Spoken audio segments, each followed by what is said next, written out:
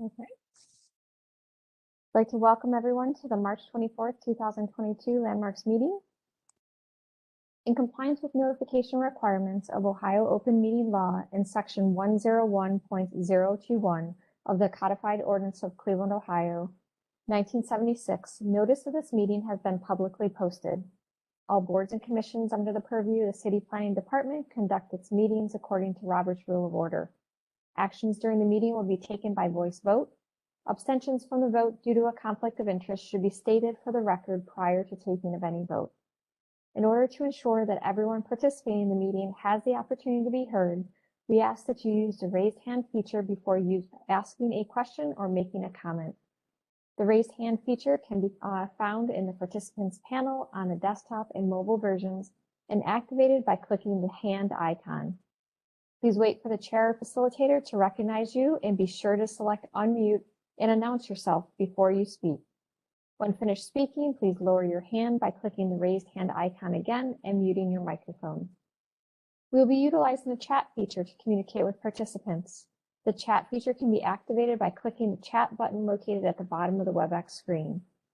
Call-in users can unmute by using *6.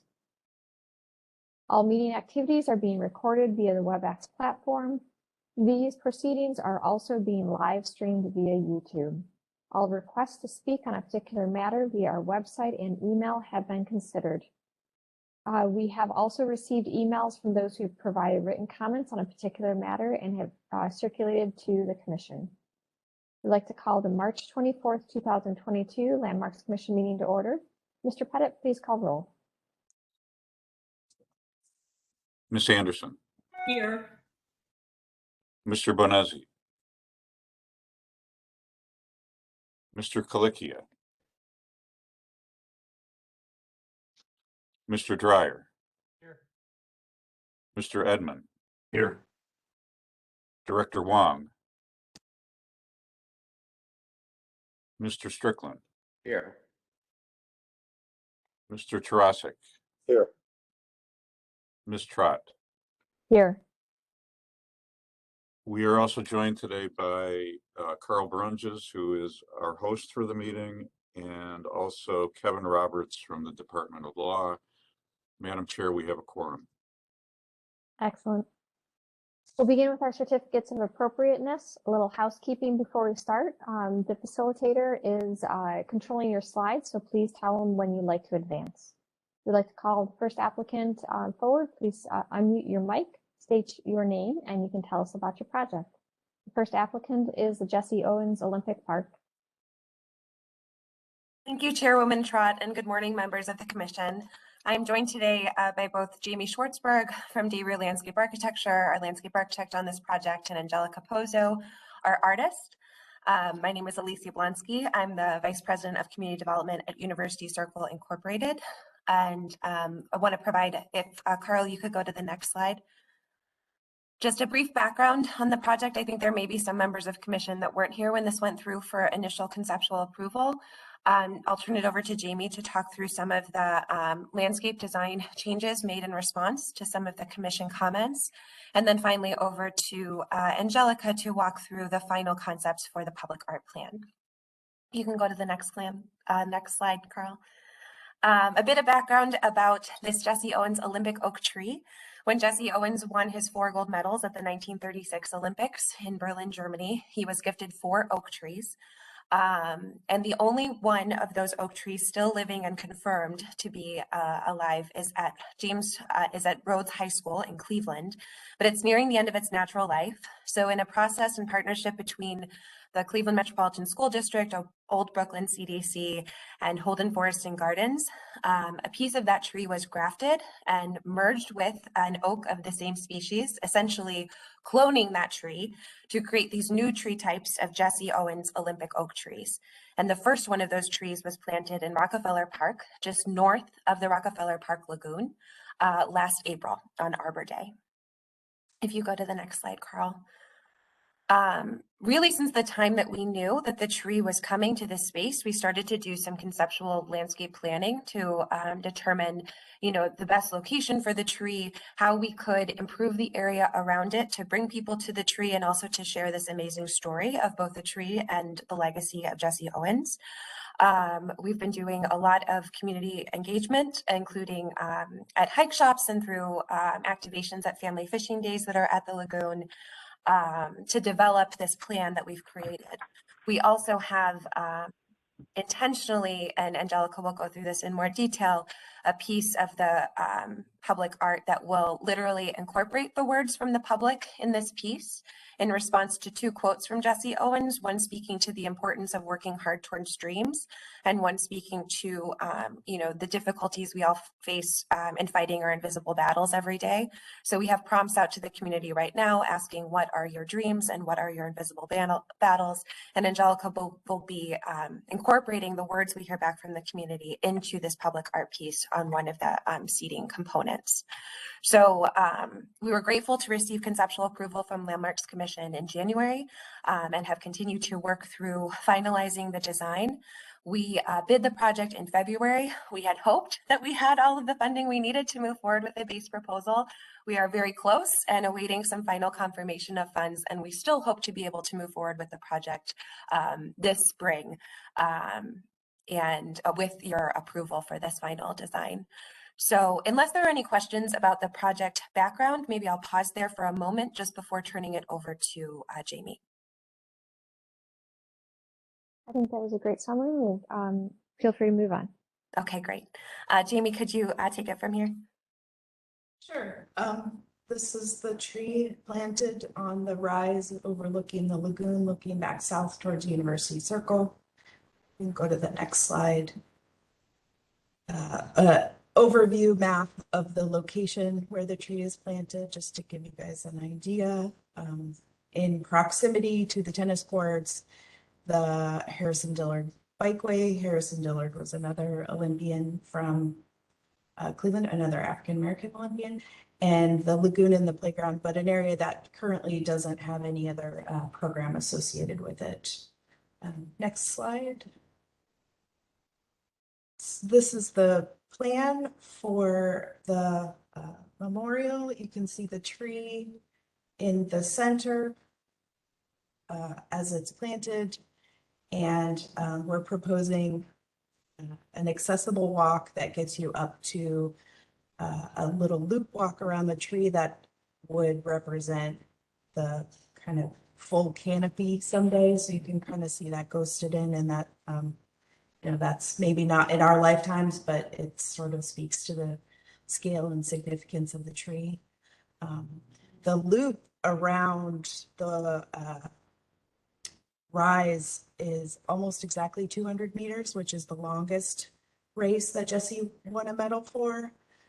So we're proposing to delineate that with a trail that's the width of an Olympic track lane. And then there's 4 markers located around the loop. And we'll share with you the image of what the markers look like. And then at the top, there's a bench, a long bench that represents the podium that Jesse stood on, and the wing of each side of the bench is the length of the long jump, which is one of the other medals that he won. And there's also a sort of more explicit, you can see where it says long jump near the water, there's a more explicit kind of mark out in the track paint that shows how long that long jump was. It was 23.5 feet, I believe.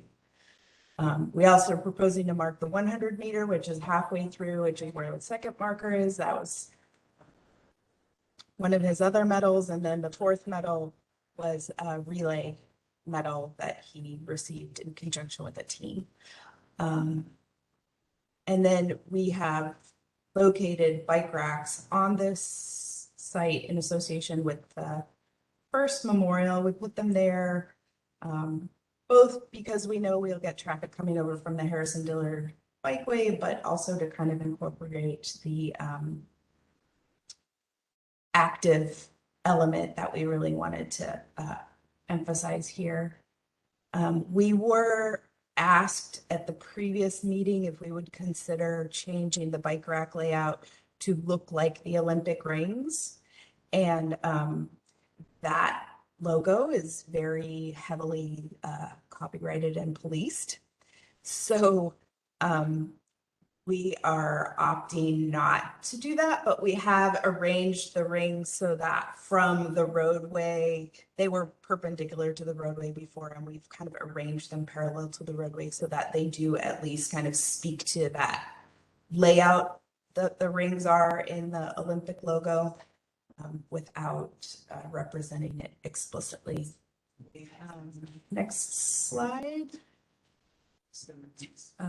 Just a close-up on some of the elements that we have, and the bike rack that we're using is loop-shaped round bike rack, and then we're also proposing a chain and post system to protect the base of the tree that matches what's already in the area in the park. Next slide. So this is an image of the podium seat wall and the memorial marker. The memorial markers are 4 feet tall.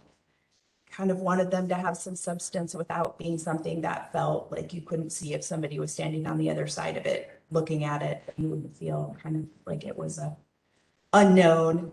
And then one of the discussions that we had with the committee about the podium seat wall was they asked, could we more explicitly in the form of it represent the bronze, silver, and gold step-ups instead of just the single step-up?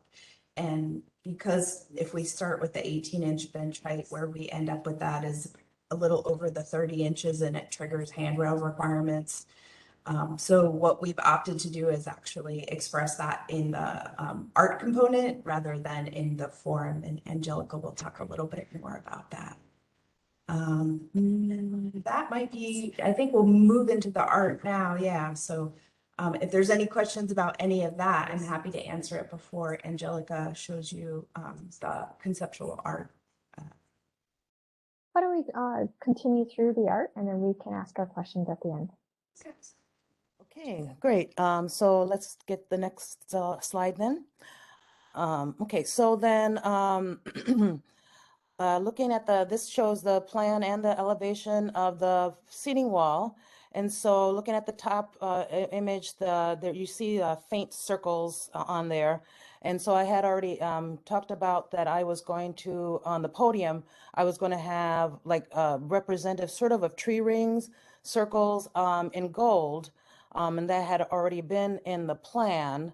And I'm going to, I was going to then to drop off of that with the silver and gold, I'm going to use some silver mosaic interspersed into the mosaic on the left side, and then some bronze colored mosaic on the right side, and I'll show some samples of that. But from the way as the gold Olympian is facing to their right, I believe, yeah, to their right would be the silver, and to their left would be the bronze. And so I'm picturing as if the person is facing the lagoon with the tree behind them as the front, the so-called front of the podium. So that's how the seating is. And then the coloration on the side of the bench, there had been a request to have more reference to Olympic and Olympic colors, and I had not really had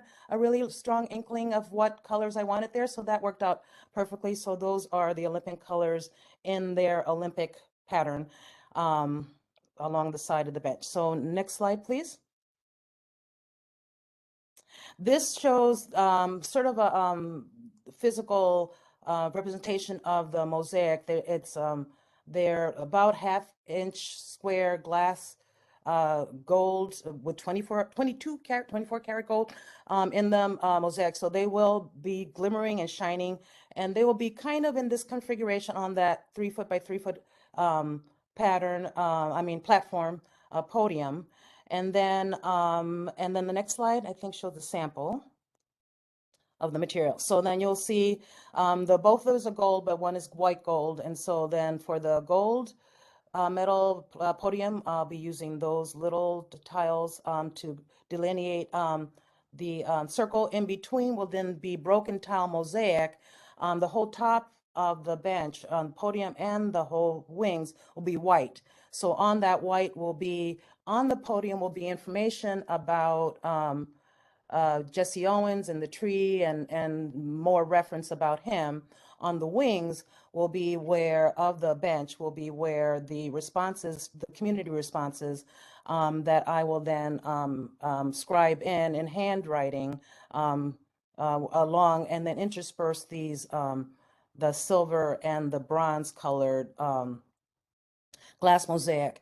And since all of these have gold, or the bronze has little bits of gold in them, they will catch the light. And so I imagine that on a sunny day, you will see a gold glow coming from the platform, and you will see a silver glow coming. There'll be just a little bit, you'll see a silver glow coming from the other one, and the bronze glow. You'll see, I think that you will really be able to discern a difference in the glow coming up from the bench in the different, with the use of these different mosaics. So next slide, please.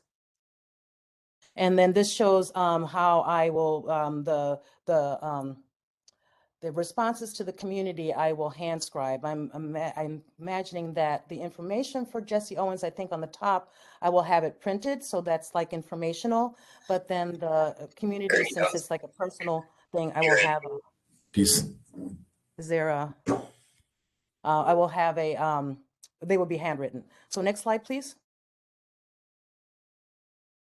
And then these are the quotes, and then the questions to the community.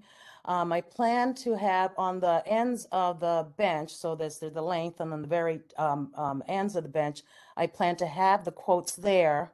And I also plan to have them in some place in the center part near the podium. So there's a few different areas that people can see the quote.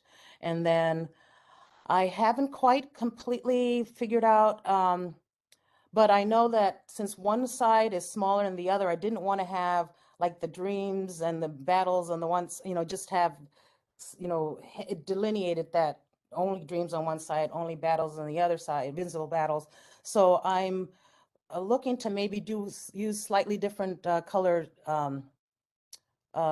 maybe brown and black or something with the writing, so that you can discern which ones are battles and which ones dreams, and then just start from one end, and then just sort of have them mix a little bit in the middle, but you can kind of tell the difference. So I'll work that out, but I want to have them on top where people can and mixed in there. So next slide, please. And then on the sides, these are the tiles. Those will be 2x2 tiles, and for the Olympic colors. So this is the array of colors that they'll be nice and brilliant and bright colors, and they're suitable for exterior. So next slide shows brings us back again to see that. And then on the side of the podiums, so on the south side, facing the tree, I would like to have, next slide, have a photograph of this image on that south side. On the north side, I plan to have that be sort of like a title kind of panel where it will say Jesse Owens Olympic Tree Plaza, and then there probably would be a depiction.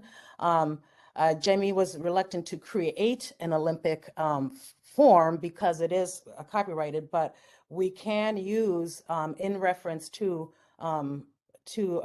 this, since it's historical, we would be permitted to use Olympic. So I do plan to use not a big Olympic image, but just somewhere so that it says, Jesse Owens Olympic, and then some basic information about him, like maybe he was the first track person to win 4 gold medals, American or something or other, something very basic, so that people who just happen to be passing by can like, oh, okay, and then they'll have more information, more detailed information along the markers.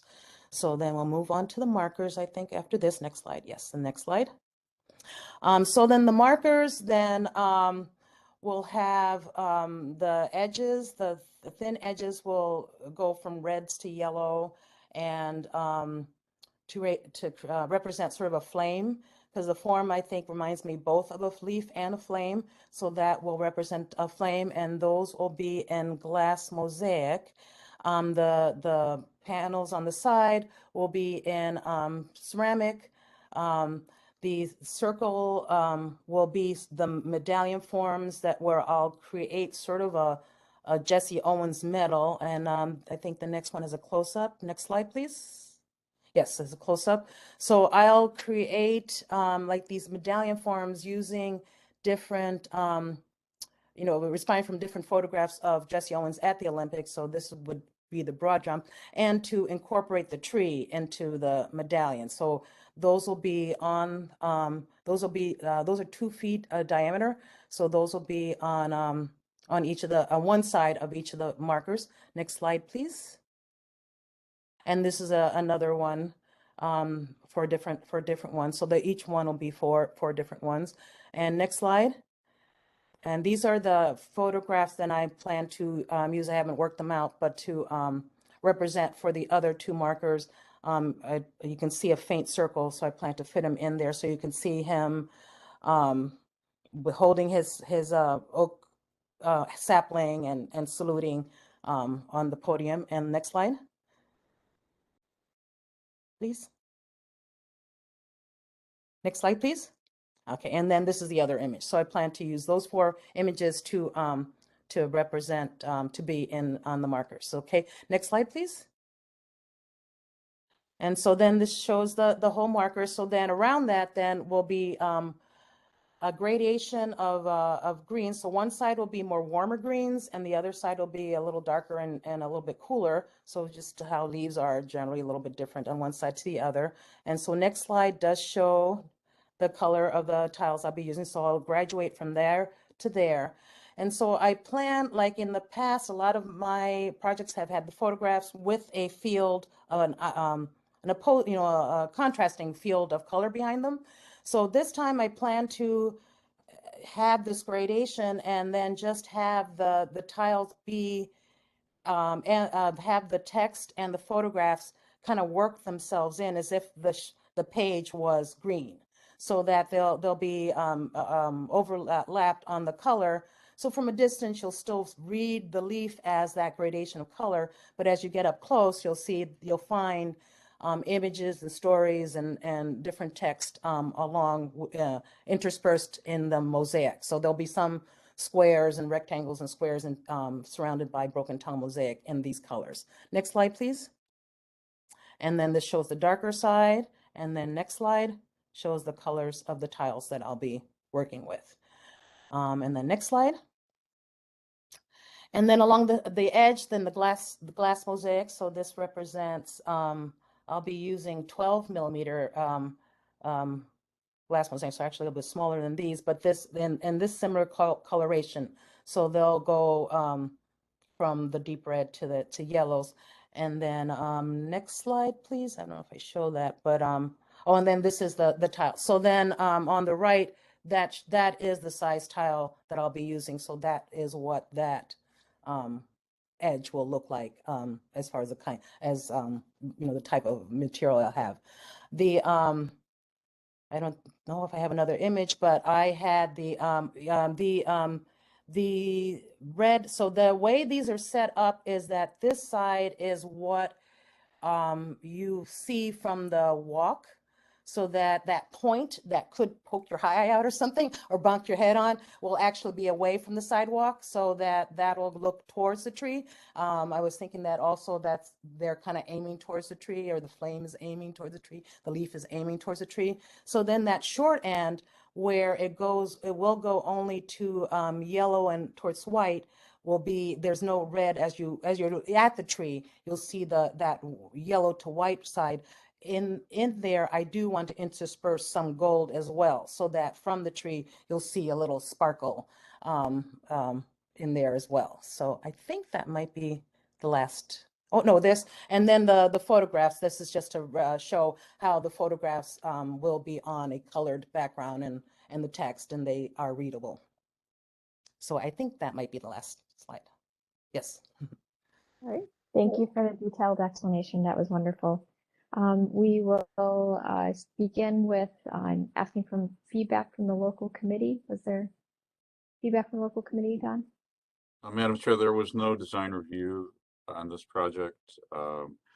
I would want to remind the commission that although we saw this conceptually in January, we did take action on phase 1, which was the landscaping and infrastructure plan with the recommendations regarding the tiered podium, the reorienting of the bike rack, and the representing the traditional Olympic colors in the project, with the art portion to come back to the commission.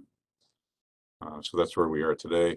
I would also point out that Tara Petrus is with us today from the City of Cleveland Public Art Program. Thank you. Ms. Petrus, would you have any feedback for us on this installation? Yes, first I want to commend Angelica for the thought that went into this particular installation and a very thorough explanation of and level of detail of what she's doing. And I think, and I said this before at the last meeting, that just the fact that it's along the Harrison Dillard bikeway is such an exceptional thing. Harrison Dillard is a lesser known Olympian that was from Cleveland, and he won the 100-meter relay at the 52 Olympics in Helsinki. And he was also inspired by Jesse Owens. So I just want to say, I think this concept is great. The only question I had was how long before the tree matures into a more substantial size?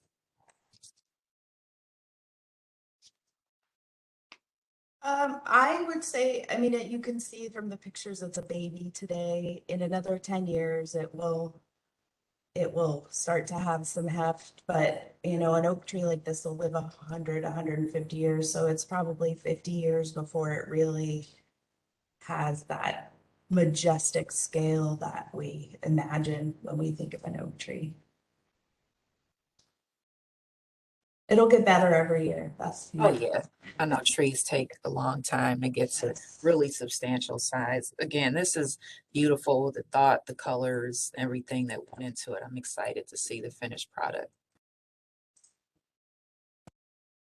Thank you, Ms. Petrus. We'll then open the floor to the commission for questions and comments. We'll begin with Mr. Edmond. Thank you, Madam Chair. I find this to be a very elegant and sophisticated design, and I think the forms, the materiality are really well executed. Interestingly, the broken tile mosaic kind of reminds me of the Stephanie Tubbs Jones Memorial nearby, which I don't know if that's intentional, but I think that's a really nice tie-in, especially if you're on a bike or walking around. Couple of questions. So on the markers, the medallions, is that cast metal, or how is that made? And what's the structure of the markers themselves? The medallions are actually those are ceramic. Those are ceramic tiles. I have those are porcelain paper tiles that I've already had water jet cut into a circle. So they're 8-inch tiles initially. So there'll be a center tile and 8 sections around that are curved, so that it forms a circle. I used them in another project and on Buckeye, where I did circles with other images in them, and I had some leftovers of those circles, and it just happened to have 4 leftovers, and that's what started me on this idea of having metal and medallions and creating an image to represent. So those will just be inset along with broken tile mosaic around them. And is the figure a relief on that, or is it? No, not relief. They're flat. They'll be painted on. They'll be painted on. But the way I will be rendering them, I'm going to be rendering them to look dimensional, to have, give the look of like a coin that has some dimensional relief. So it will have a look of dimension, but it won't be dimensional. And how is the marker itself built? What's the structure of the marker? Those are, Jamie can, Precast. yeah, there you go. Mhm. We're having Yeah, them precast. fabricated out of precast, and they'll be made with a recess where the tile sits, so that the tile is kind of inset, a little bit protected from the weather, and has a little bit of a ledge to sit on at the bottom edge to Okay. protect it. Thank you. Thank you, Mr. Edmund. Mr. Trasick? Thank you, Madam Chair. First of all, I just want to commend this project as well. I think it's very, very long overdue. I would often walk or run by the statue of Jesse Owens that's downtown here behind the courthouse and think how woefully inadequate that was to represent all of this man is meant. My question is will that statue remain downtown, or is that statue, and maybe I missed this, or will that statue be somehow incorporated into this project as well? So it's a good question that's been asked a lot lately. That statue is a part of the county's collection of memorials and is overseen by a commission that asked me to present to them last week about this project as they consider the future really of all county memorials, but particularly this one. So there's not been a decision made, and this is an improvement that UCI is moving forward with in a city park. So ultimately that would come down to an agreement between the county and the city. But there's certainly been some discussion around just that. No plan at this moment.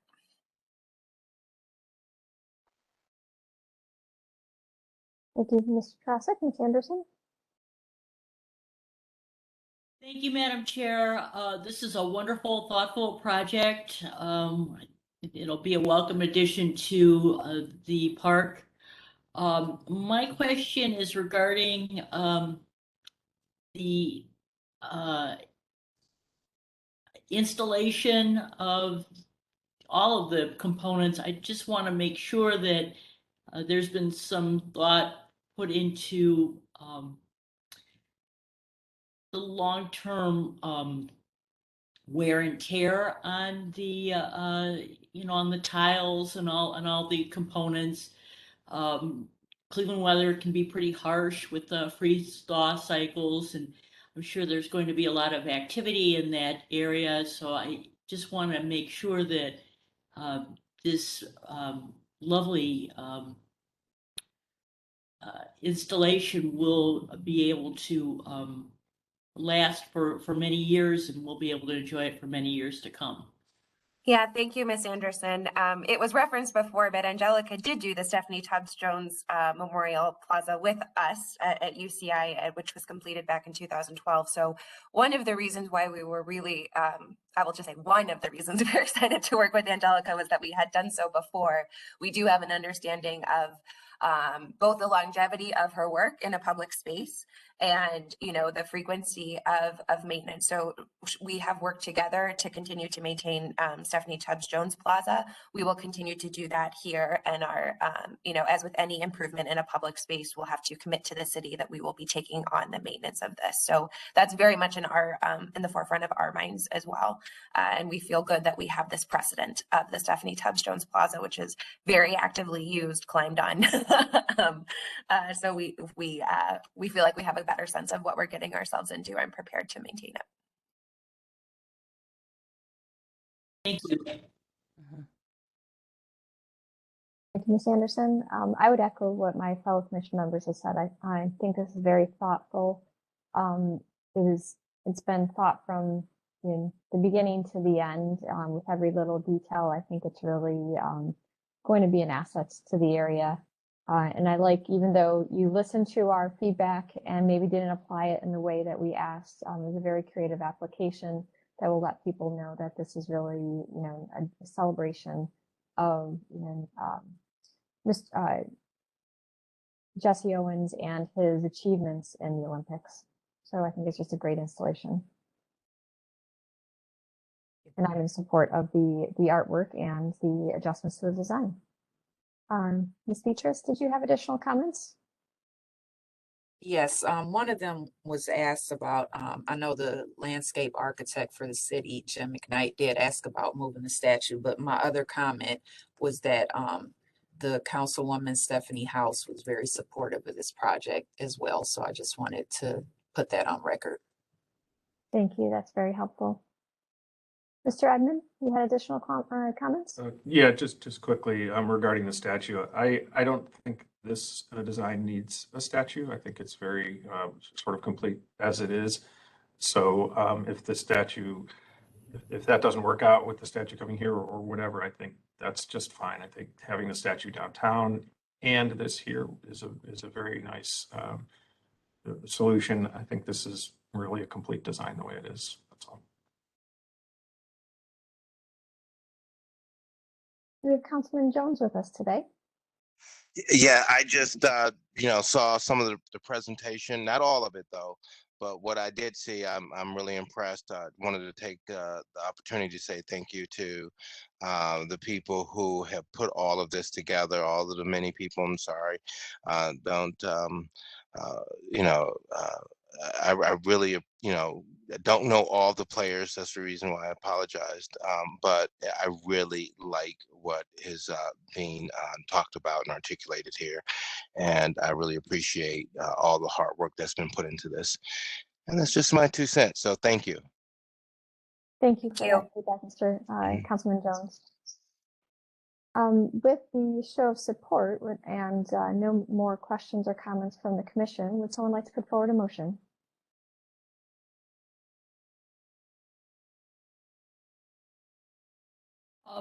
I will move that we approve as presented. Thank you, Ms. Anderson. Do we have a second? Mr. Trasick. Madam Chair, I'll second. Excellent. Thank you. Any further discussion? All right, Mr. Pettit, please call roll and announce the results. Ms. Anderson, Yes. Mr. Bonezzi, Yes.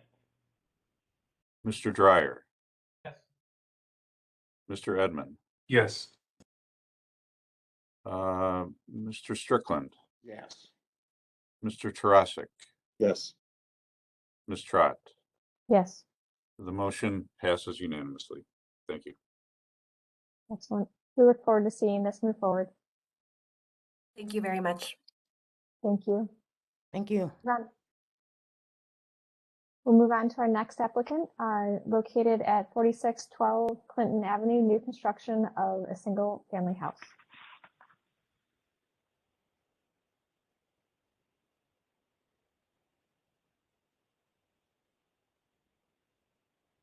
Good morning. Can everyone hear me okay? Yes. All right. My name's Tony Kusha. I'm the builder for the project. Our architect had to catch a flight this morning. I'm sure, I think he made Mr. Burns and Mr. Pettit aware. Mr. Wells, the homeowner, is also on the call. Welcome. Mark, you there? Yep, I'm here. Thank you. Okay.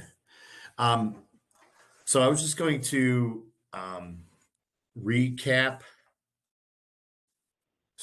I guess I could. You could focus on the changes that, since we did see this just a few weeks ago, if you could just focus on the changes that your team has made related to the design, that would be very helpful. Okay, perfect. I wasn't sure how much past detail. So comments brought up on the March 3rd meeting were discussed. I've got several bullet points. I guess probably if you could go to the front elevation, which would be the south elevation, that would be best. Yes. And if we could focus on the, I guess if you can make the south elevation larger, I'm not sure if you can zoom in on that or not. Not Zoom, but each person can Zoom via the WebEx tools located on the left side of the screen. Okay. Yeah. Okay. So I zoomed up on it. So I guess this is a good slide to stay on in regards to several of the bullet points that were mentioned. These aren't in any order. One of the items is to rethink the color of the mortar on the brick. Last time on the March 3rd meeting, it was a whitish color brick, so there's a very large contrast between the brick and the mortar. And now we've matched a color matched a very close mortar color to the brick, so it looks more uniform.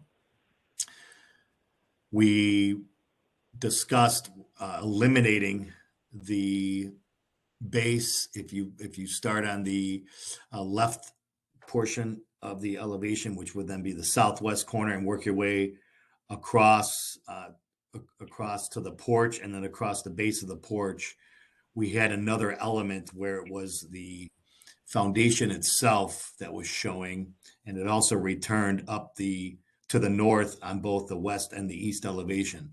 We've eliminated, per the request of Landmarks Commission conversations, and to go to less materials. And so we've now carried the brick facade down to the grade. As our gradient moves from the south to the north, we get higher. So we have more exposed foundations exposed here on the south elevation, and less as we get to the north elevation. So we've changed that. The symmetry of the windows, before we had asymmetrical configuration here on the front elevation, and we really deep dove into this with Chris and the homeowner, Mr. Wells, and Janet, his fiance, and really took the time to create a much more symmetrical look that's more appeasing and more historic. And you can see the results here.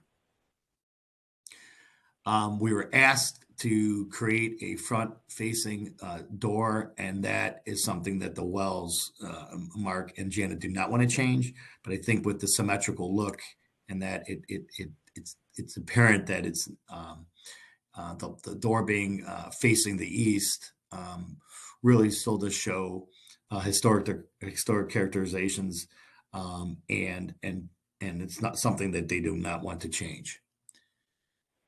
We centered the home, more centered the home on the property.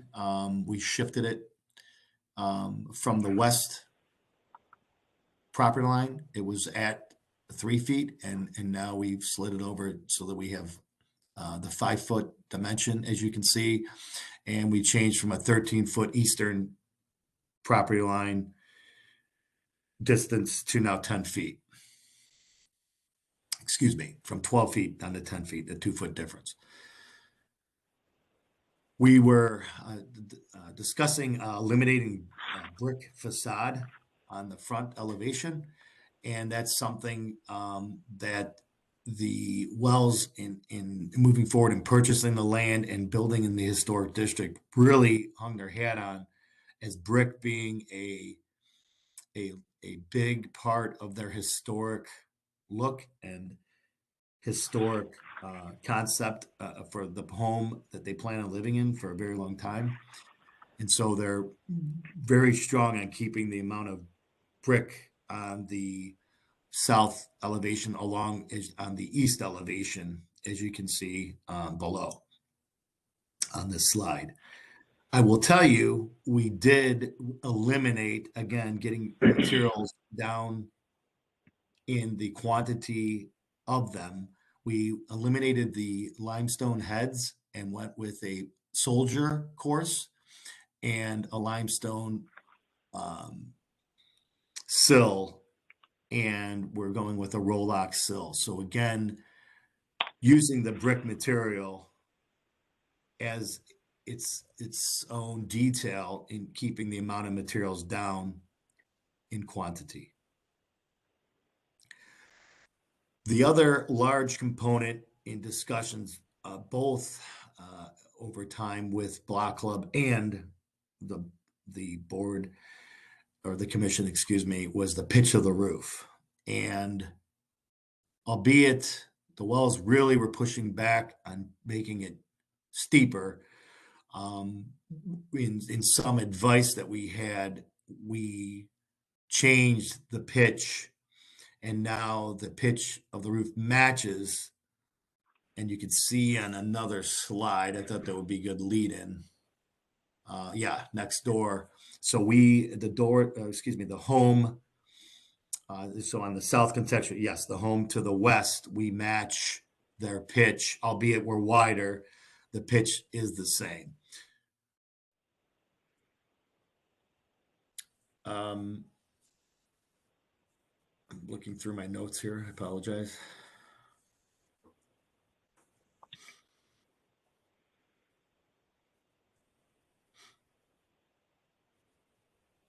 I think the last comment that was mentioned, and it was kind of a, yes, the door itself, the garage door,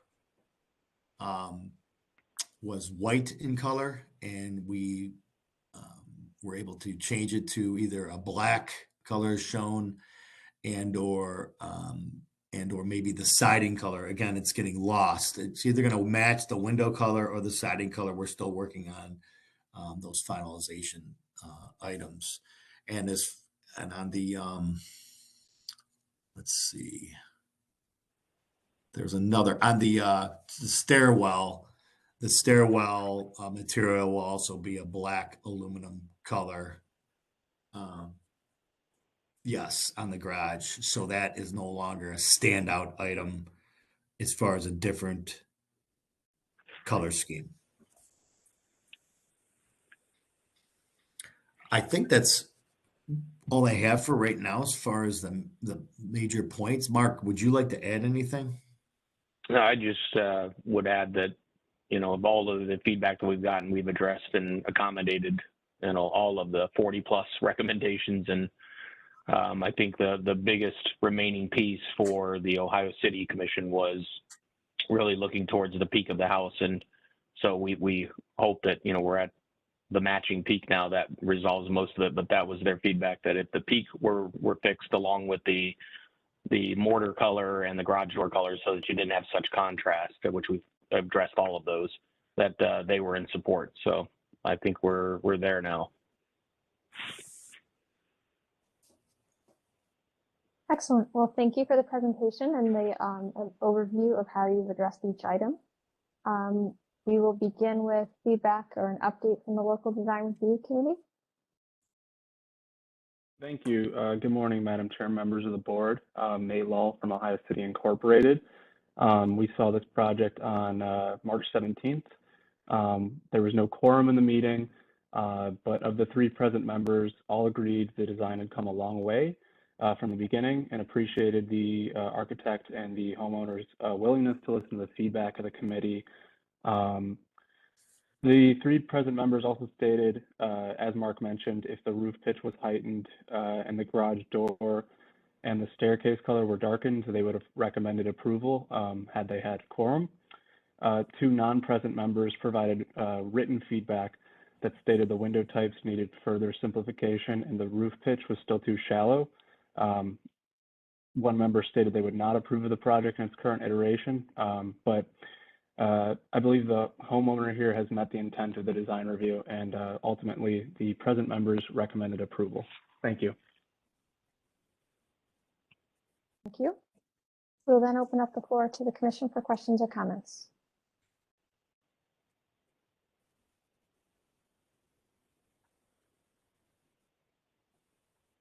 Mr. Strickland. Thank you, Madam Chair. I very much appreciate that the applicant has addressed virtually all of the comments that we had from the original presentation. I think this is a extremely handsome home and will fit wonderfully into the neighborhood on Clinton Ave. Thank you, Mr. Strickland. Ms. Anderson. Thank you, Madam Chair.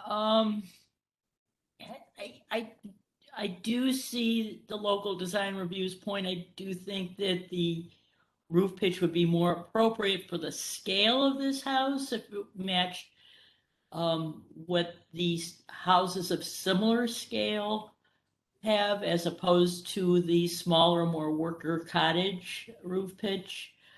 Little disappointed with the brick color because there isn't really anything historic in the area with that brick color. And I don't know this for a fact. I'm not a real student of feng shui, but I think the eastern facing, I think the front door is supposed to face the front, but you know, we're not establishing feng shui here. It's more the historic, but you know, I appreciate that the applicant did try to make accommodations for the request from this body and the local design review committee.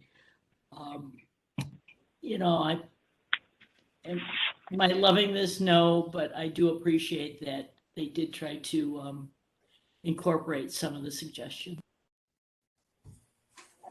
Thank you, Ms. Anderson. Mr. Bonazzi? Thank you, Madam Chair. I was just going to echo the comments of fellow members, Strickland, especially since I believe I was one of the ones who made a lot of the comments this time. I wanted to thank the applicant for kind of addressing those, and I do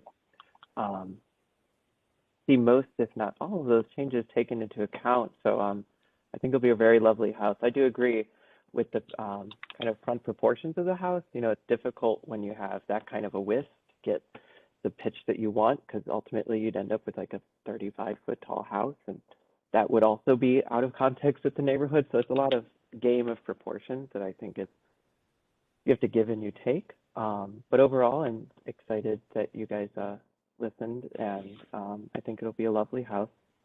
So thank you. Thank you, Mr. Bonazzi.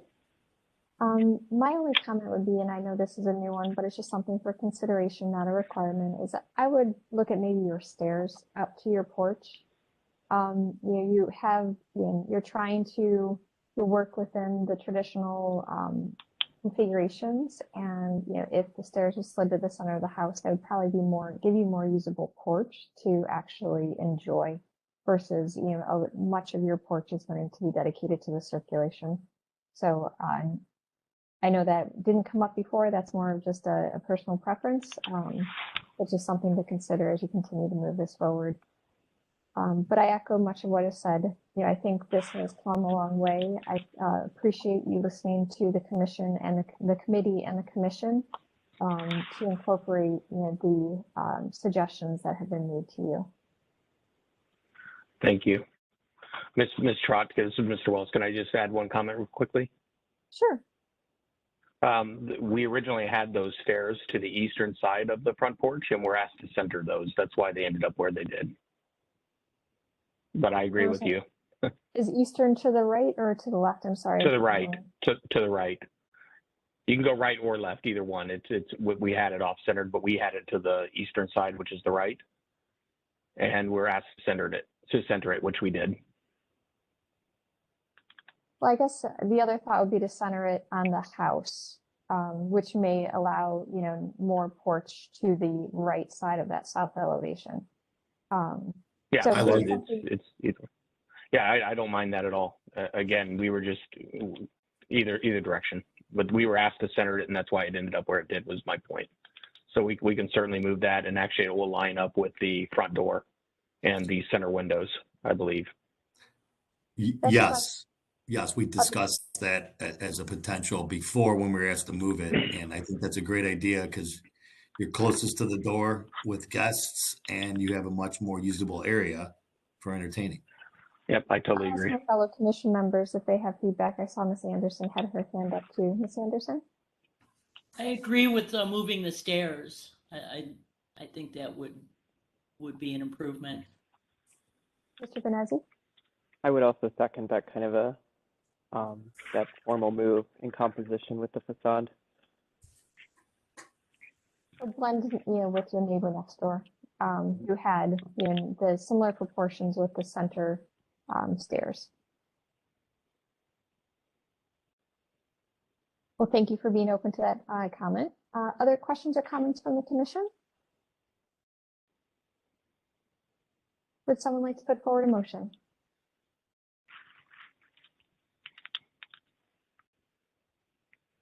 Mr. Strickland? Thank you, Madam Chair. I'll move to approve the project as presented with the incorporation of the comment to move the front entry stair to the west so that it aligns with the central line of the front windows. Thank you for that motion. With that on note, do we have a second?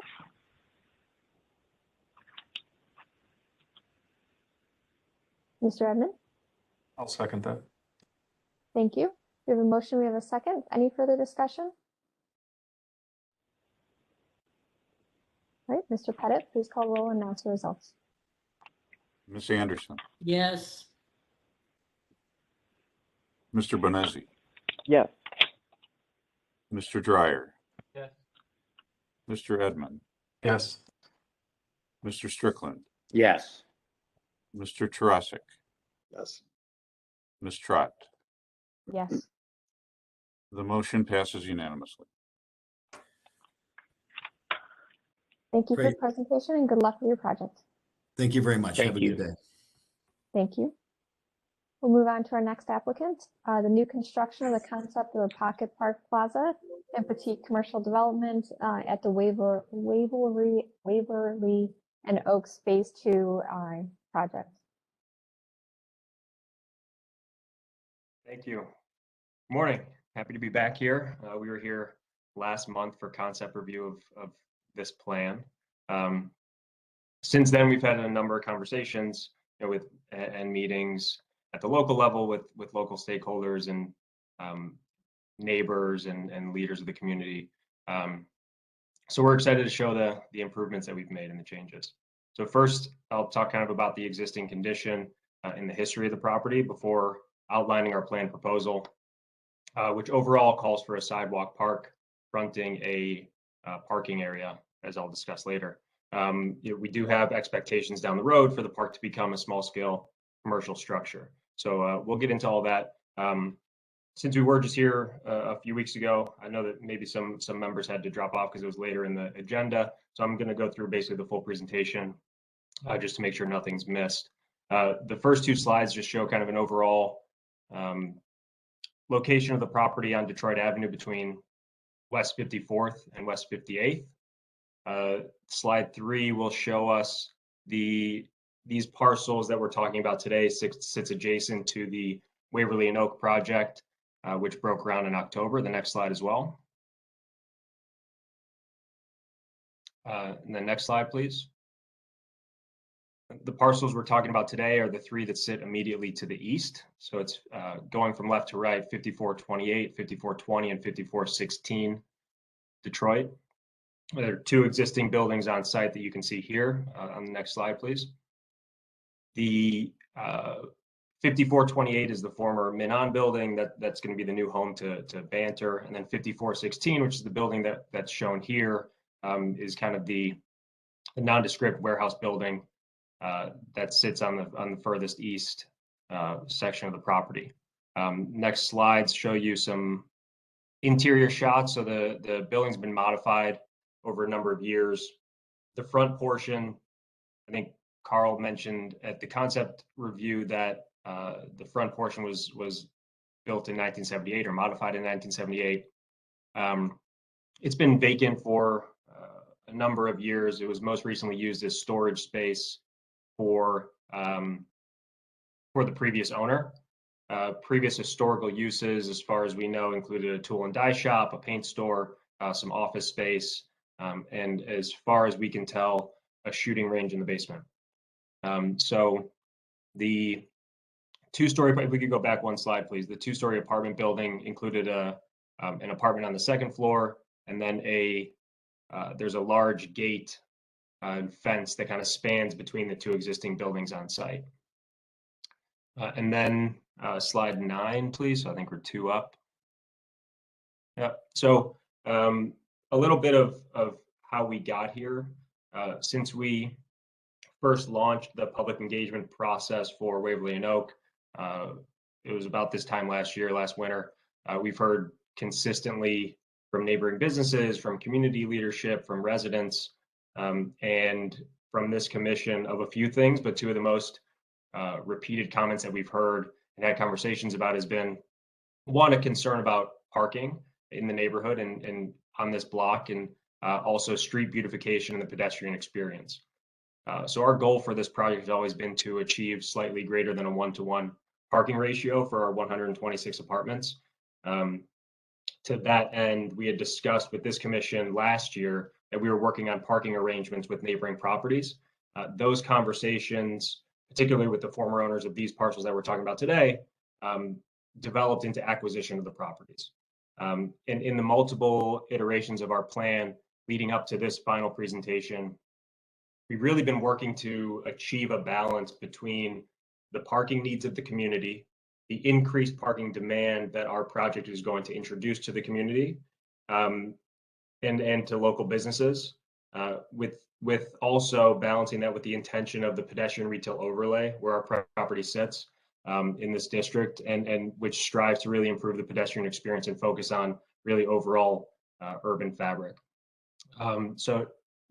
Next slide, please. So we've worked with local design review, with city planning to modify the plans that we've shown previously, and have worked to get the support of those groups. Next slide, please. So again, we're really working on this balance between the parking need and pedestrian experience. So what we're proposing here is the demolition of 5416 Detroit, the warehouse building.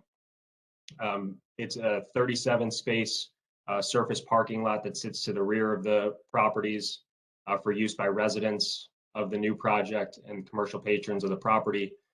The single curb cut that you see here just to the right of the existing building, we're utilizing that existing curb cut. The parking area itself is set back 37 feet approximately from the face of the sidewalk. So what that allows for is a roughly 2,800 square foot park with landscaping and fencing, because we're really focused on blocking the view of the cars from the pedestrians as well from the street. So that the park itself has roughly doubled in size since our first presentations of this proposal. Also includes bicycle parking, some seating, and some greenery and landscaping. This plan's worth noting that originally on the overall site, there were 3 curb cuts along Detroit.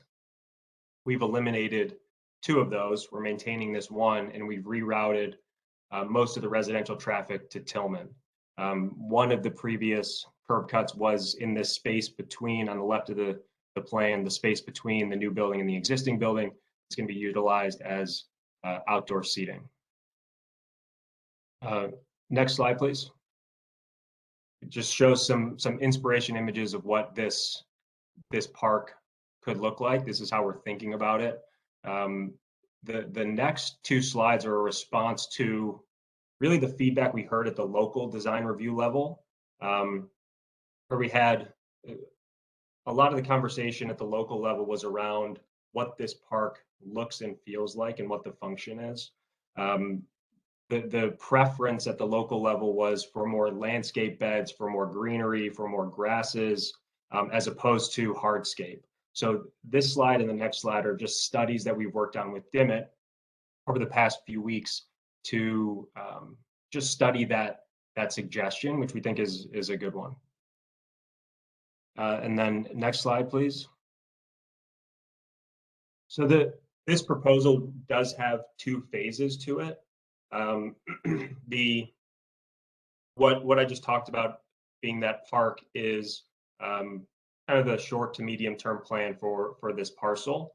The longer term plan is for that park area to serve as the footprint for a future commercial building on the site. And we can jump to the next slide, please. And the next one. And so the concept is that this park parcel becomes a small scale retail building, 1 or 2 stories. Of course, the design would come later, but that's kind of our long-term vision for this property, is to have a structure on site. The next slide kind of shows some images of what this retail commercial space could look like. What we've tried to show here is a range of possibilities from more traditional architecture and aesthetics to more contemporary and modern, and just really cover the spectrum there. It would be designed in partnership with an eventual tenant. We've discussed the possibility of a live-work concept with the retail operator living in an apartment above in a two-story building, kind of an allusion to the history of this site and to the neighborhood. That design would come down the road when we identify a tenant. And again, that's a response to local leadership concerns about additional new construction, speculative retail space. So that's why it's phased. So we could jump back to, I think, maybe the zoomed in plan of the park and the parking lot, and then any of these plans we could talk about. And that's the entirety of the presentation. So look forward to comments and questions. Thank you.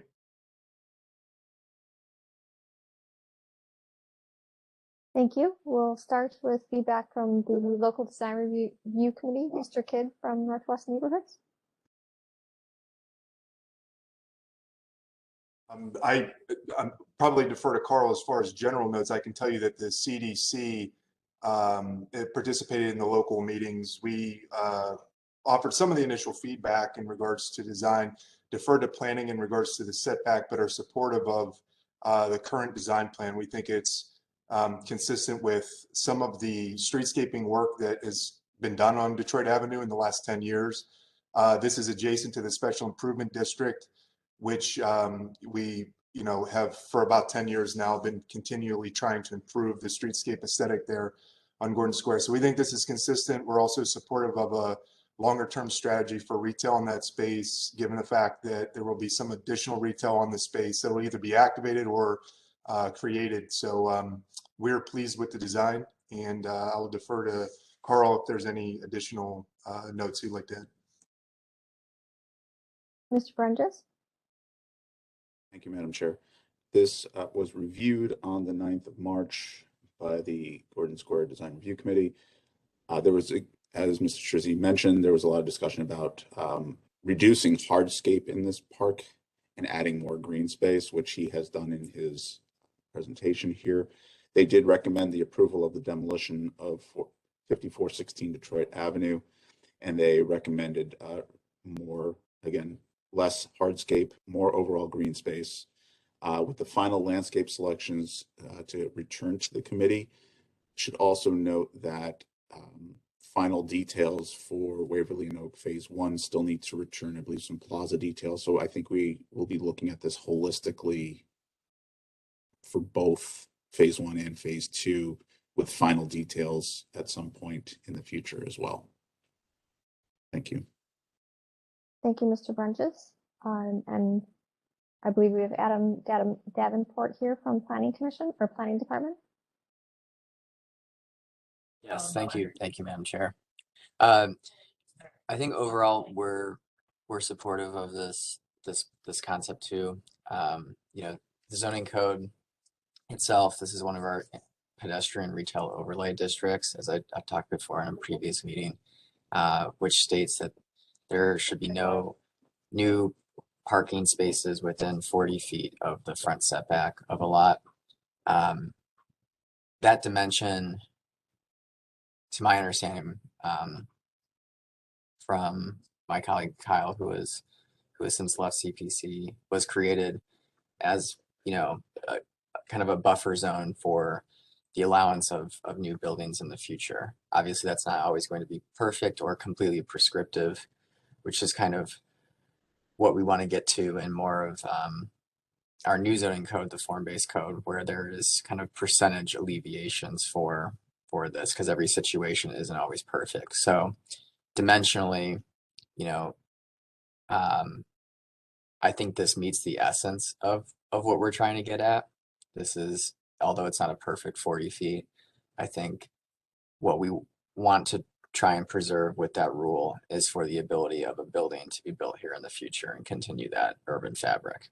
So short of the zoning code dictating that a property owner must build a building, which is not the case right now, and I'm not necessarily advocating for that. This is kind of the scenario that I think will happen with larger projects. And certainly, you know, we've been supportive of the overall Waverly Note plan before. So in short, I think this meets the essence of the code. And I'm glad to see something, you know, continually evolving with the WNO overall concept. Thank you. Thanks, Adam. Thank you for that update or that feedback. Ms. Brundage, do you want to update the commission before we start with their questions and comments about variances? Yes, thank you, Madam Chair. And Adam, perhaps you can confirm this. Did this receive a variance or a conditional use from Planning Commission last Friday to move it from 40 feet to 36 feet? Yes, Carl, the Planning Commission granted the conditional use of this, or for this parcel. Justin is aware that he will still end up at BZA for the parking lot in the PRO area, which is typical of this situation, I guess, overall. So that'll be a necessary next step for him. Thank you for that update. Well, then we'll now open the floor to the commission. Mr. Edmond. Thank you, Madam Chair. First, a question for you. We are just approving conceptual design for the Pocket Park Plaza now, right? Is that what we're? That was actually going to be one of my questions here too. And thank you. I failed to ask before I opened the floor. So, Mr. Brundage, you want to update us? Thank you, Madam Chair. How this was handled at the locals, they approved the site plan as presented for everything that you see here with the potential park, and then that the final details of the park come back later. Because I think nothing else is really going to change here. What's being presented on the site, it's just whatever the final details of the park would be in the overall landscape. So which one did they approve, option 1 or option 2? They didn't choose either because you see that the layout is the same. Of the parking. Yeah, so the park, see, nothing changes about the site except what the final landscaping and choices are for the park. So they said, here's the site plan, we approve this, come back when you figure out what your final plan is going to be for the park itself. Because that's the only item that would change in this. So our understanding was everything within that, you know, when Carl was toggling back and forth within that 36 by 75 foot box, that still has to come back for final review of landscape selection, planting selection, fencing materiality. Everything outside of that received final approval at landmarks. Or I'm sorry, at local. Local design review. So basically the parking layout but not the landscaping and the final design within that area. Correct. And just for clarification, before I will go back to Mr. Edmond and your questions and comments, is it actually 36.6 or what is the dimension to the right, to the east side of is that 36.6 to that curb line for that island or to the? That's right. Island? Yep. It's 36.6 on the left side, and I believe it's 32 and change on the furthest right side. Okay, thank you for clarifying that. I just so the dimensions were throwing me just because the east side is less than that 36. So thank you. We'll move back to Mr. Edmonds. Your questions and comments before I jump into mine. Yes.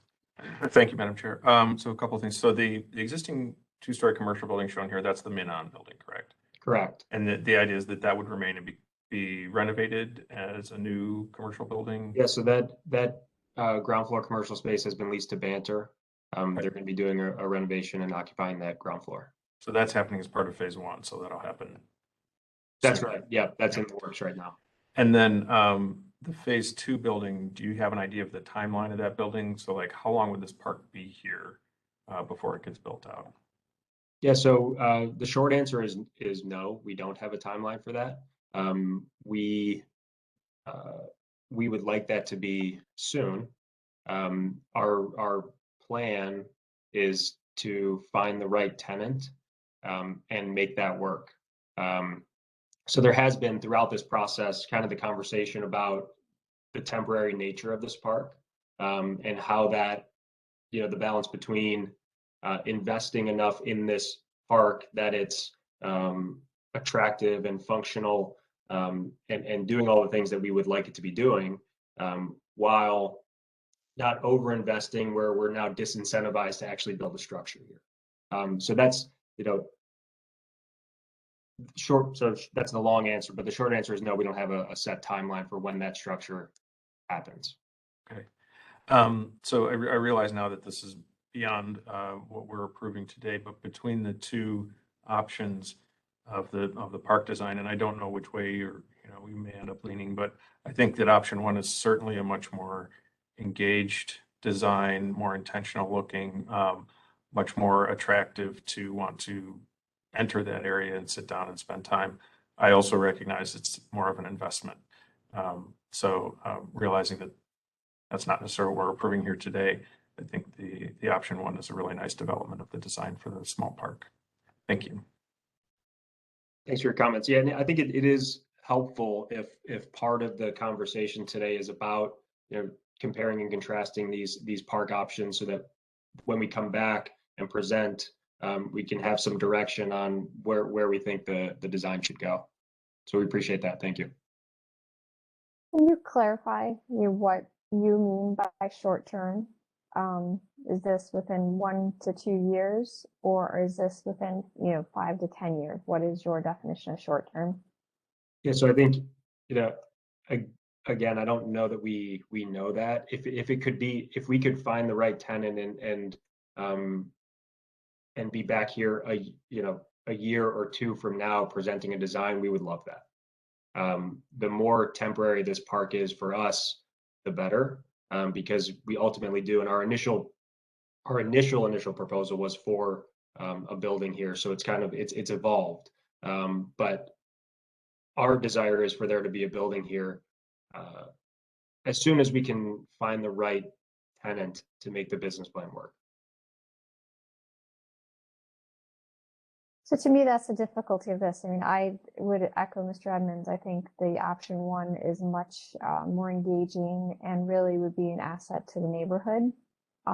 It could be an extension of what was discussed for the parcel adjacent to it, because I believe your line aligns with their fence line. So this could be really a wonderful amenity that both of you have right now. I don't believe that one's actually been installed either when I was by there recently. But I would recommend option, I think option 1 is much more engaging. As Mr. Edmonds said, I think it would really shield the parking better by how you configured it or my understanding of it. And if that's your intention, I guess I would also like to see how, if you would take that. And I'm sorry if I missed it. Carl, could you go to the next slide? Do we have the site plan with your intended building location? I'm sorry if I. Yeah, and I will say, I think what we have been trying to keep in mind is that over the next 1 to 2 years, this block is going to change pretty dramatically with when the larger building opens. And so we want to make sure that we're being open-minded about this park. If it turns out, 18 months from now that this park is getting a ton of use and the neighborhood really loves it, that's something that we're going to adapt to, and we're going to be open to that conversation of keeping it. So I think that it really is going to be kind of a living, breathing component of this plan. And that we have to see how the community responds to it and how it kind of lives in the wild once it's open. I think, like I said, option one would be my recommendation, because it obviously would be more engaging and I think accepted by and used by the community. But obviously it is a larger investment. The parking, I don't have a problem with it extending to the 32 feet, because of the size of the property and, the need to try to use this amongst them, basically two different uses or three, potentially the existing building and, the future new building in the parking lot. I think if the intent is to put a building there, then the requirement for a variance to me is less of a highlight or a focus because of that. But if the space is going to remain a parking for a period of time, I personally prefer option one.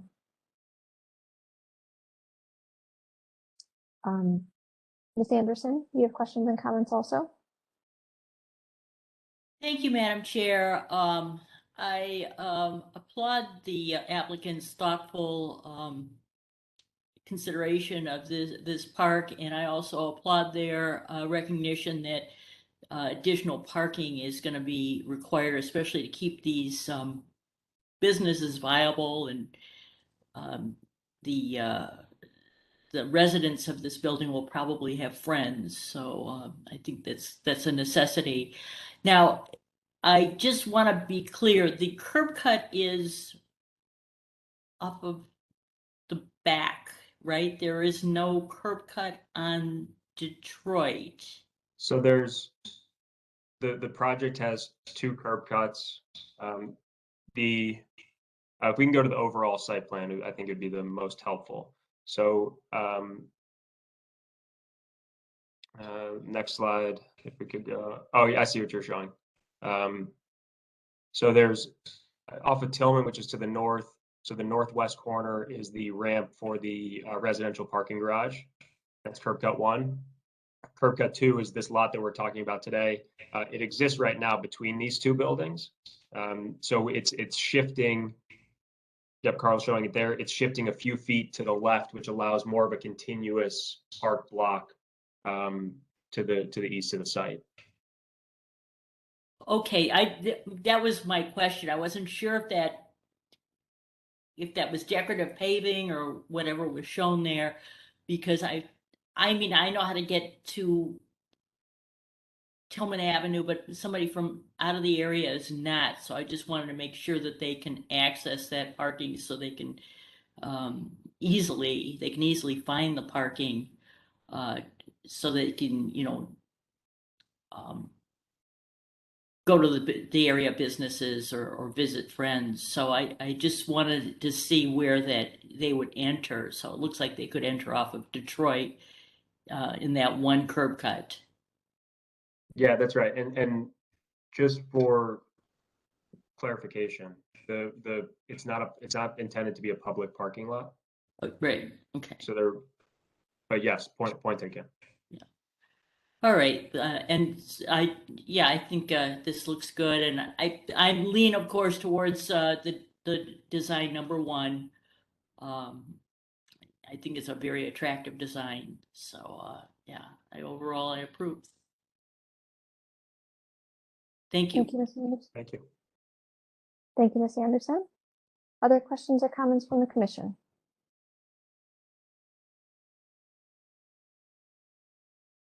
Would someone like to put forward a motion? Madam Chair, I just want to remind the commission that we need to take two votes today. One on the proposal for the landscaping and the park and the parking, and one for the demolition of the existing building. Okay, thank you, Mr. Pettit. So we'll begin with, would someone like to make a motion on the concept plan? I'm sorry, not concept plan, the proposed plan, site plan.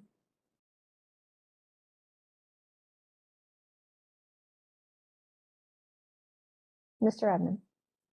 I'll move that the proposed plan be approved with the notation that the recommendation is something like option 1 for the site design. And do you agree with the condition that they must return with final landscaping design and details? Yes, thank you.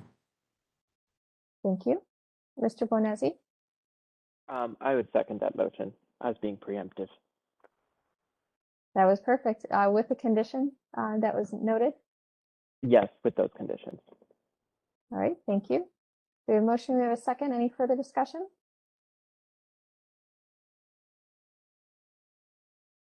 Not seeing any. Mr. Pettit, please call roll and announce the results. Ms. Anderson, Yes. Mr. Bonesi, Yes. Mr. Dryer, Yes. Mr. Edmund, Yes. Mr. Strickland, Yes. Mr. Tarasik, Yes. Ms. Trott. Yes. The motion to approve the site plan is approved unanimously.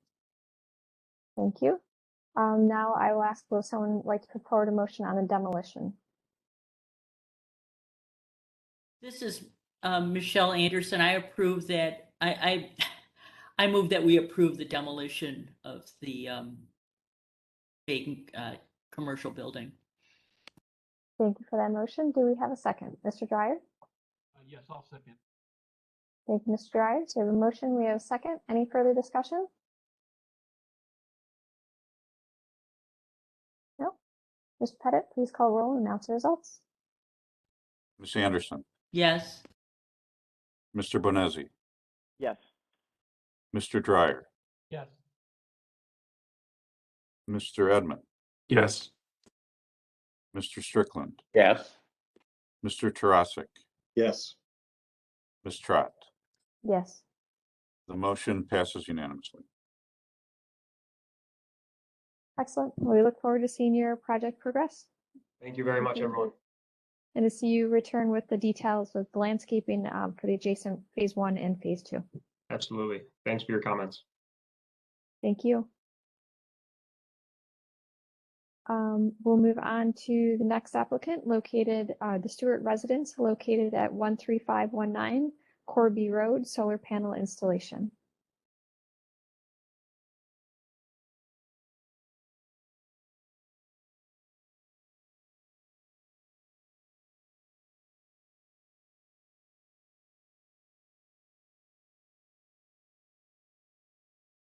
Is the applicant present? Madam Chair, I'm not seeing the applicant in the participant list. I know I sent her. I know she got the link to the meeting, and she confirmed yesterday that she would be here, but maybe I need to resend it. I would suggest that we move to the next item. Okay, we will move on. I'll move us ahead. Then we'll move on to the Apollo Apartments located at 1250 Riverbed Road. And I believe, Carl, you're going to start us off on this one.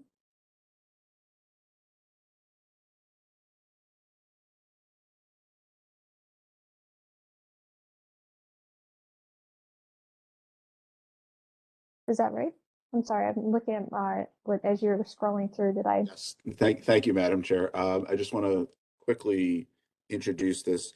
This project is actually interesting because the building itself is in a National Register Historic District, but it is not an individual or is not a locally designated building. So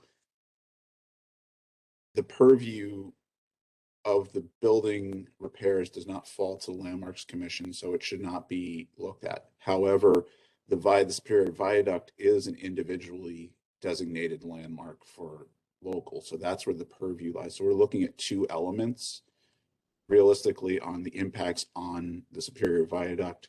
And the first is this connection here, which they'll go into greater detail. I just wanted to get some good site visit photos so you could see what the current conditions are up close. So this is the only where it actually touches, but then they also have, they're introducing a small area beneath it that is going to be reviewed as well. So those are the only items And Mr. Tannenbaum is going to he's going to give an overall view of what's going on with the building, because this is an exciting project to see this building being renovated and reused. But there's only those two items that should be focused on by the commission today. Thank you. And then I'll put this back up to the beginning of the presentation. All right, thank you, Carl. Then we would like to welcome the applicant. If you'd like to unmute your mic, announce yourselves, and tell us about your project. My name is Ron Tannenbaum with RDL Architects. We're very excited to be presenting this project today at 1250 Riverbed Street, as well as, like described, the renovation of the area under the Superior Viaduct. 1250 Riverbed Street is an existing building built in two phases a little bit over 100 years ago. One area is a 6-story building, and it's sort of, you can see it at the top of the page there, patching just to the very end of the Superior Viaduct. And then the other portion is a 4-story building, which is a congruent building on the first 4 stories, but it was built over time in the early 1900s. As you can see, we are abutting the Nautica Pavilion, the Jackknife Bridge, the Nautica Powerhouse Lot, and the Superior Viaduct. It currently does attach to the Superior Viaduct. I don't know exactly when that attachment occurred, but it seems to have occurred at a very early state in the process of the building. I've seen photos in the 1970s of that connection already there, and I have a strong feeling that it's existed from significantly earlier. The current state of that bridge connector is not quite determined, because as you could have seen from the images before, Mr. Bridges, if maybe you go to the photo that you had shown, there is a overbuild of a wooden deck that had occurred in a more recent time. What we're proposing is to remove that wooded deck and to repair in kind the concrete connector that existed before that. The primary reason for that is that we would like it to exist in a more original state, as well as that overbuild actually steps up into the building and steps back down onto the viaduct. And we would like to provide a more disabled accessible pathway for people to get up on that 6th floor. In terms of the upper part of the viaduct, we've been working in concert with a lot of the local groups, and including Flats Forward, and we don't have any intentions to do anything to the top of the viaduct area. We are hopeful that the Flats Forward District's intention of developing it as a green space or as a park type space does come to fruition. We do not have any intention to park it or do anything like that, but we would like to maintain that connection. There is parking down the viaduct addressing some of the other buildings, and we would like anybody who is up there to have equal access to the offices on that top floor. The remaining floors, the other 5 floors, will be residential. We have 70 units planned for the building, and it will be accessed from the ground floor as well. I think if you look at these top images here, you can see the current state of the underside of the viaduct, which is where we're going to put our main focus and energy of renovation. We do intend to landscape it in an amenity for the actual community that we're creating in the building of the 70 residents. We do intend to create it in a way that makes what we believe is the best use of that underside of the arch. And we do not intend to attach or do anything to the viaduct itself. Our intention is to just make use of that space in the protected area. I think one thing to note, and you can see it a little bit in image K on the upper left, is a large fissure that does exist in the viaduct itself. When it rains, it does run water through it all the way across the viaduct. With that said, what we intend to do is plant it out, and I think that for the sake of the commission, we can move a little bit quickly through a lot of these slides. These are some historic images showing the Superior Viaduct in its early state. In the exact center of the page, you can see circa 1940s, the image of the building itself in the viaduct. On the right, you'll see it at circa 1978, and some of these earlier images of the viaduct itself that we will be sort of working next to. Next slide, please. This is the ground floor in the site plan. You can see the residences. The main entrance is sort of at the top of the page, and then you can see the viaduct on the left and the park, the sort of amenity space that we're creating. We'll have better slides of it later, but this is just the overall site plan for context. I think we can move a little bit quicker through some of these residential plans. These are just showing the residential plans. If you go back a few slides, I think there is one thing worth showing. If you go back one more. This is the fifth floor. So this is on the fourth floor roof. This will be visible from the viaduct. And you can see the left half of the building, we're actually providing an amenity deck.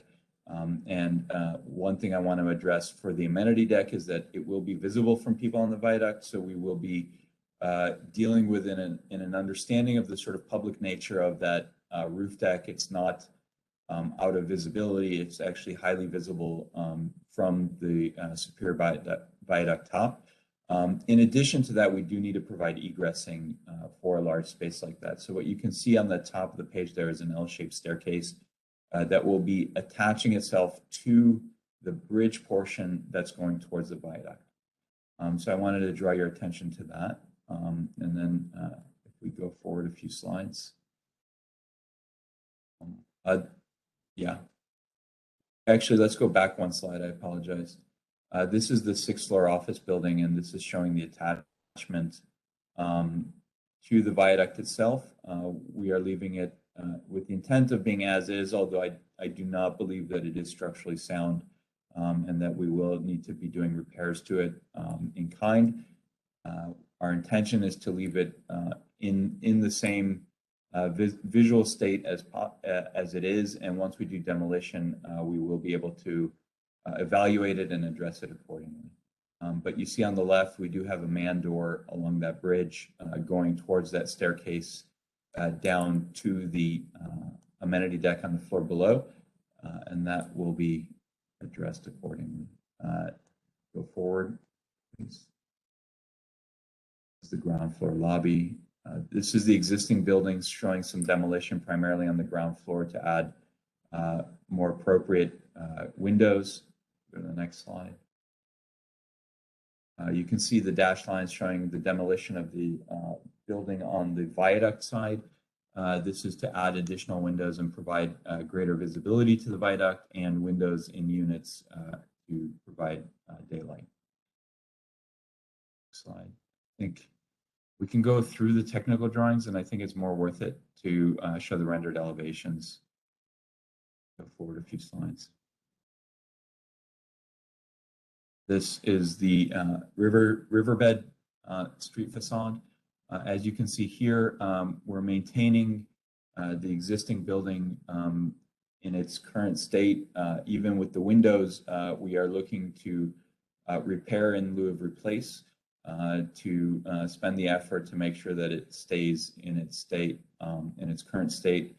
And the other nice thing in this building is that it had been sort of kept as an artisan community for a long time, and there was a lot of metal work that went on to balconies that are each unique balconies and unique metal work. Unfortunately, those are not structurally sound, but what we did do is actually take those balconies down, and we're replacing them onto the facade as an applique along the windows, and we're sort of dancing them across the windows to reference that sort of artisan past and to make use of that. It's something that we are going to be taking as a theme across the building that we think is sort of part of the unique identity of this building and its history, its more recent history.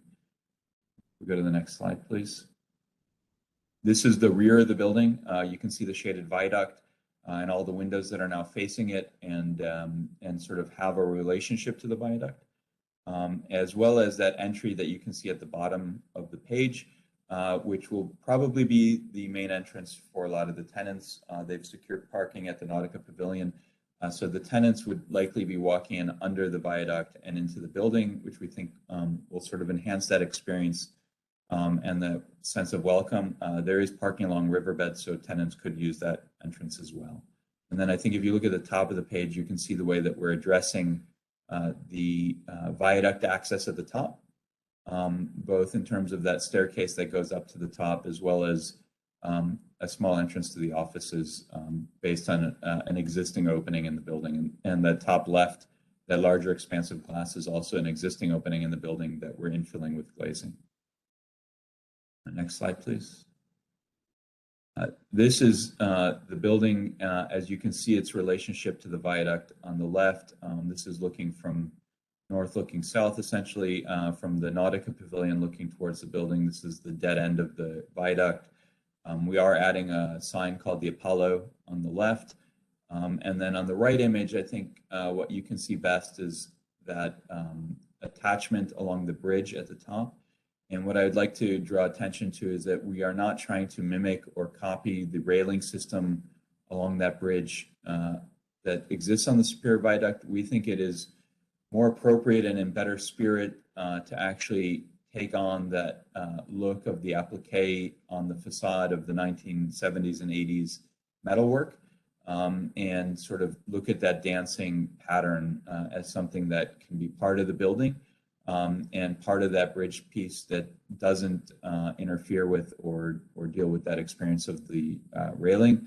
One thing I would like to note is with that railing, it is a taller railing because we are trying to provide protection to keep people from getting down and onto the roof deck. So we are providing a taller door height fencing along that area as well. Next slide. Some of the technical drawings. This is a good sense of the space. Yes, this is the good, sorry, next slide, please. Yes, this is a good sense of the space as we intend to improve it under the viaduct. As you can see, it's a landscaped amenity area. We have a lot of different pockets of space here. We have some raised grass areas with a seated bench essentially along it. Which would take people from the far side, which is the Jacobs parking area for the Powerhouse and Nautica Pavilion, and the experience that you can see on the left in terms of the overhang of people walking in. We need to regrade it a little bit in order to allow for disabled access across this space. We have a fire pit area where people will be able to hang out under the protection of the viaduct. We have this Tivoli lighting that you see in the middle ground that will also have power along those poles so that people can pull up tables and work and use the viaduct to what we think is the maximum experience and one of the main unique features of our building. Next slide, please. This is looking at an evening shot. As you can see here, what we want to do is accentuate the building as well as accentuate the viaduct. So we are providing RGB colored uplighting, which will provide a good sense of lighting and a unique lit experience for the viaduct itself that would create a draw in the evening times so that residents could use it as well. We do have a fence essentially where I'm standing along here in the view that will provide this as a private space. That fence will have about 20% opacity and 80% porosity within the slats. So it's going to be more open. And the reason for that is to allow for this plant to grow, the plant life here to grow as much as possible. We want to provide as much natural light in here while providing the protection necessary in this area. We don't intend to attach the fencing to the viaduct. We intend to come up close to the viaduct without actually attaching to it. Next slide, please. This gives you a sense of that rooftop amenity deck. This would have visibility from the viaduct itself. As you can see, we're providing a fireplace here to take advantage and create an outdoor living room again with great views of the city. This is looking directly down on the water across Riverbed and out up towards the bridges. So we're very excited to provide that as an amenity to the residents, as well as provide it as a visible element to the viaduct pedestrians. These are some of the interior views, and I think that would conclude the presentation. This is a good landscape view in terms of giving you a sense of the landscaping that's going on underneath it. Thank you for that complete presentation. Before I move to design review, just one clarification I'll ask prior to local committees feedback. Carl, you had mentioned that we are reviewing just the connection itself and to the viaduct. Are we also reviewing the landscape below and the design here on the screen, since that is the parcel of the viaduct?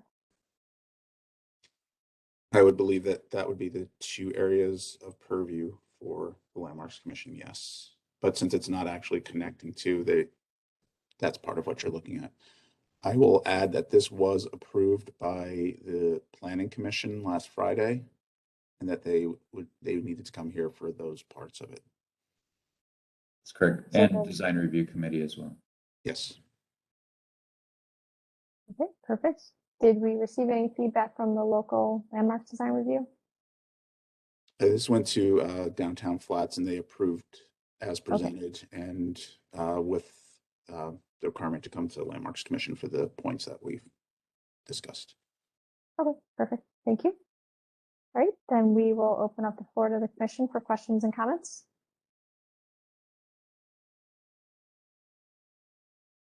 Who would like to start us off? Ms. Anderson. Thank you, Madam Chair. This is just more information. I lived in that building in 1983 and 1984. It was a legal artist lofts. If there was ever a fire there, there would have been a lot of dead people. But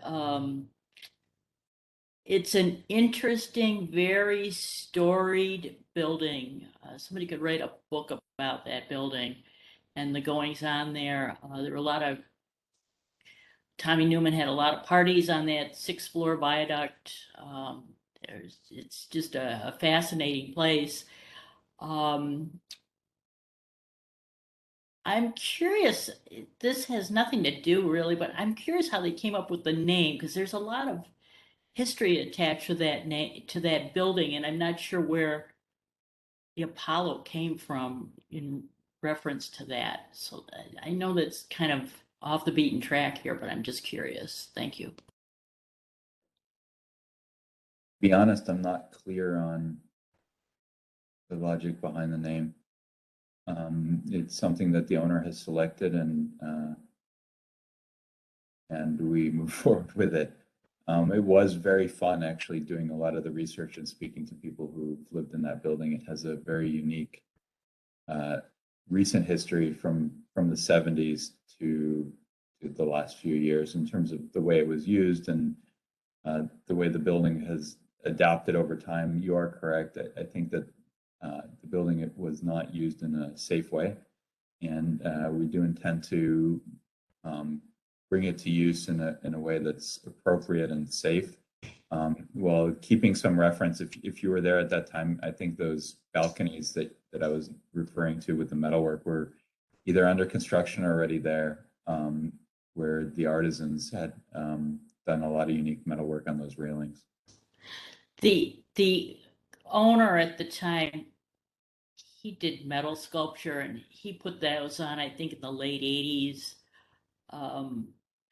I kind of question the value of them, and I'm sure they're not installed, to code. But anyway, there were some structural issues even at the time. I know that there was a lot of severe cracking in the north west corner of the building at the top. I would imagine that you would be addressing those kind of issues, because I don't think that's ever been fixed in the intervening years. So, hopefully you'll be looking at that, because it's, it probably wouldn't be there if it wasn't for Tommy Newman and Joe Scully, but at the same time, there's probably a lot to do in that building. but yeah, I was just curious because there's so much history there, and the name doesn't seem to reference any of that. And I think that, I don't know, it's going to be hard for me to remember, knowing all that goes on, all the going on behind the building and behind the scenes, and it was just kind of a cool place, and Any feedback on the possibly connection and nefarious at the same time. But what's that? that is amazing history or understanding of the building. Do you have any feedback on the design? Um, I think it's an exciting design. I think you made reference that the viaduct does leak into that space. So you're probably just aware there's going to be water coming down in there. At least it did. Yeah. I think it still does. We're hoping that, this plus all the other projects going on, and speaking with Plots Forward, that separate from landmarks, that there's a initiative to do improvements to the viaduct itself. We don't have we don't have a lease on the viaduct itself. We only have a lease on the land below it.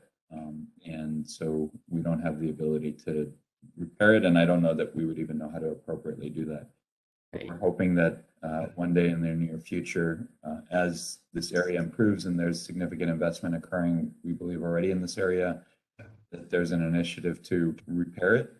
But in its current state, while it is leaking, it's still such an amazing and unique feature in the area that we feel that there's a definite need to take advantage of that space as much as possible. Yeah, I'm glad to see that happening. Well, thank you very much. Thank you, Ms. Anderson. Mr. Strickland? Thank you, Madam Chair.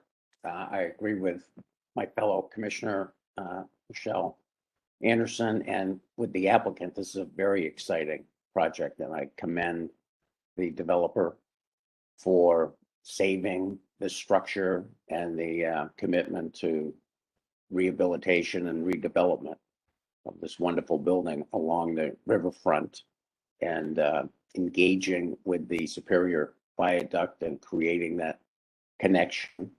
I think certainly is commendable, and excited to see the project move forward.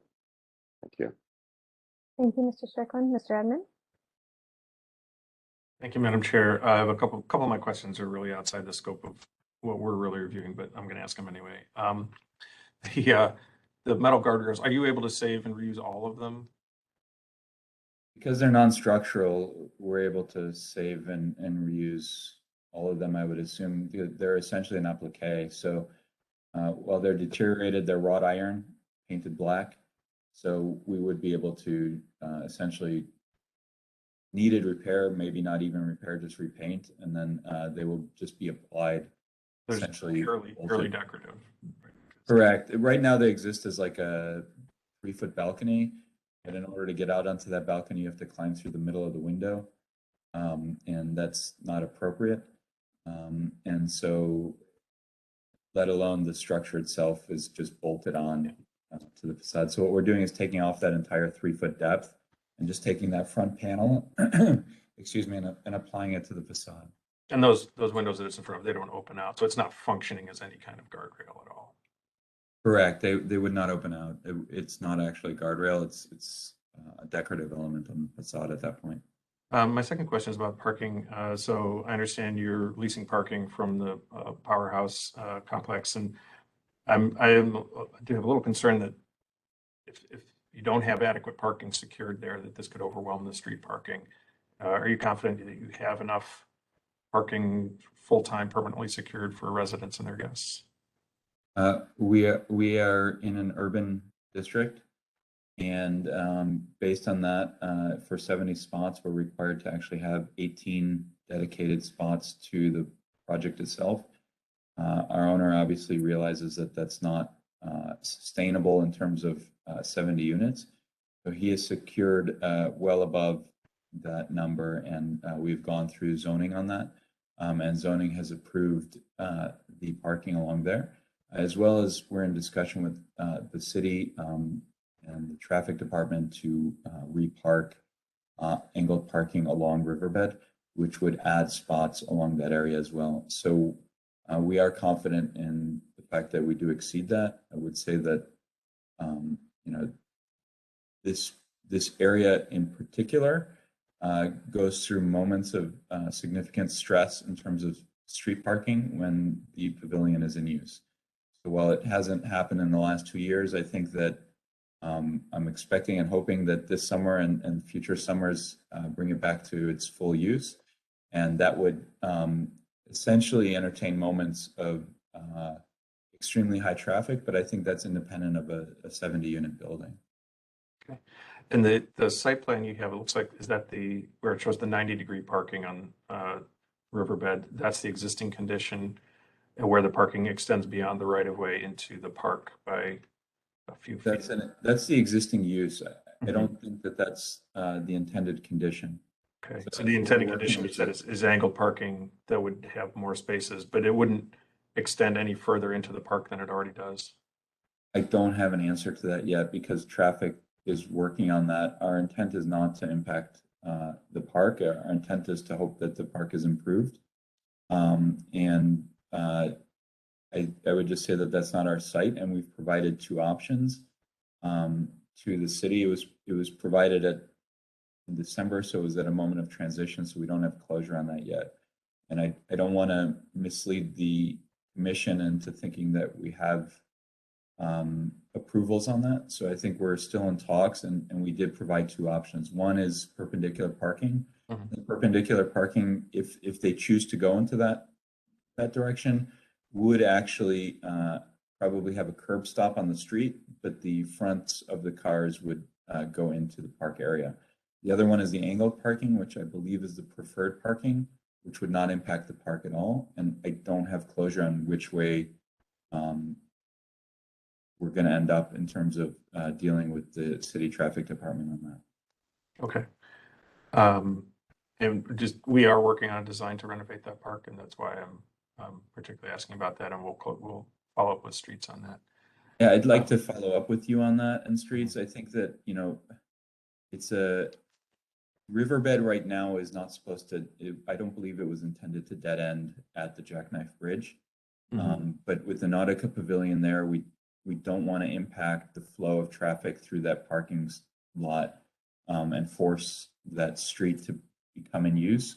So what we're trying to do is create a turnaround at the Jackknife Bridge so that we don't impact that area. And we do want to provide adequate parking. And I think that it does make a difference in terms of your question earlier in terms of the impact to the area, where we provide parking that can really, once Heritage Park is improved, allow for use of Heritage Park, allow for some of the use for the residents and the overall space in general. So I think that that's something worth considering. We do have some diagrams out to the traffic department, which we'd be happy to forward to you as well separately that you can use for your understanding. But I don't have closure on that. Okay. And then finally, it's a little more directly related to our purview. The developed landscape area under the arch of the viaduct. You talked about the fence, and that's gated. Is that accessible only to residents, or is that accessible to the public? It would be accessible only to residents.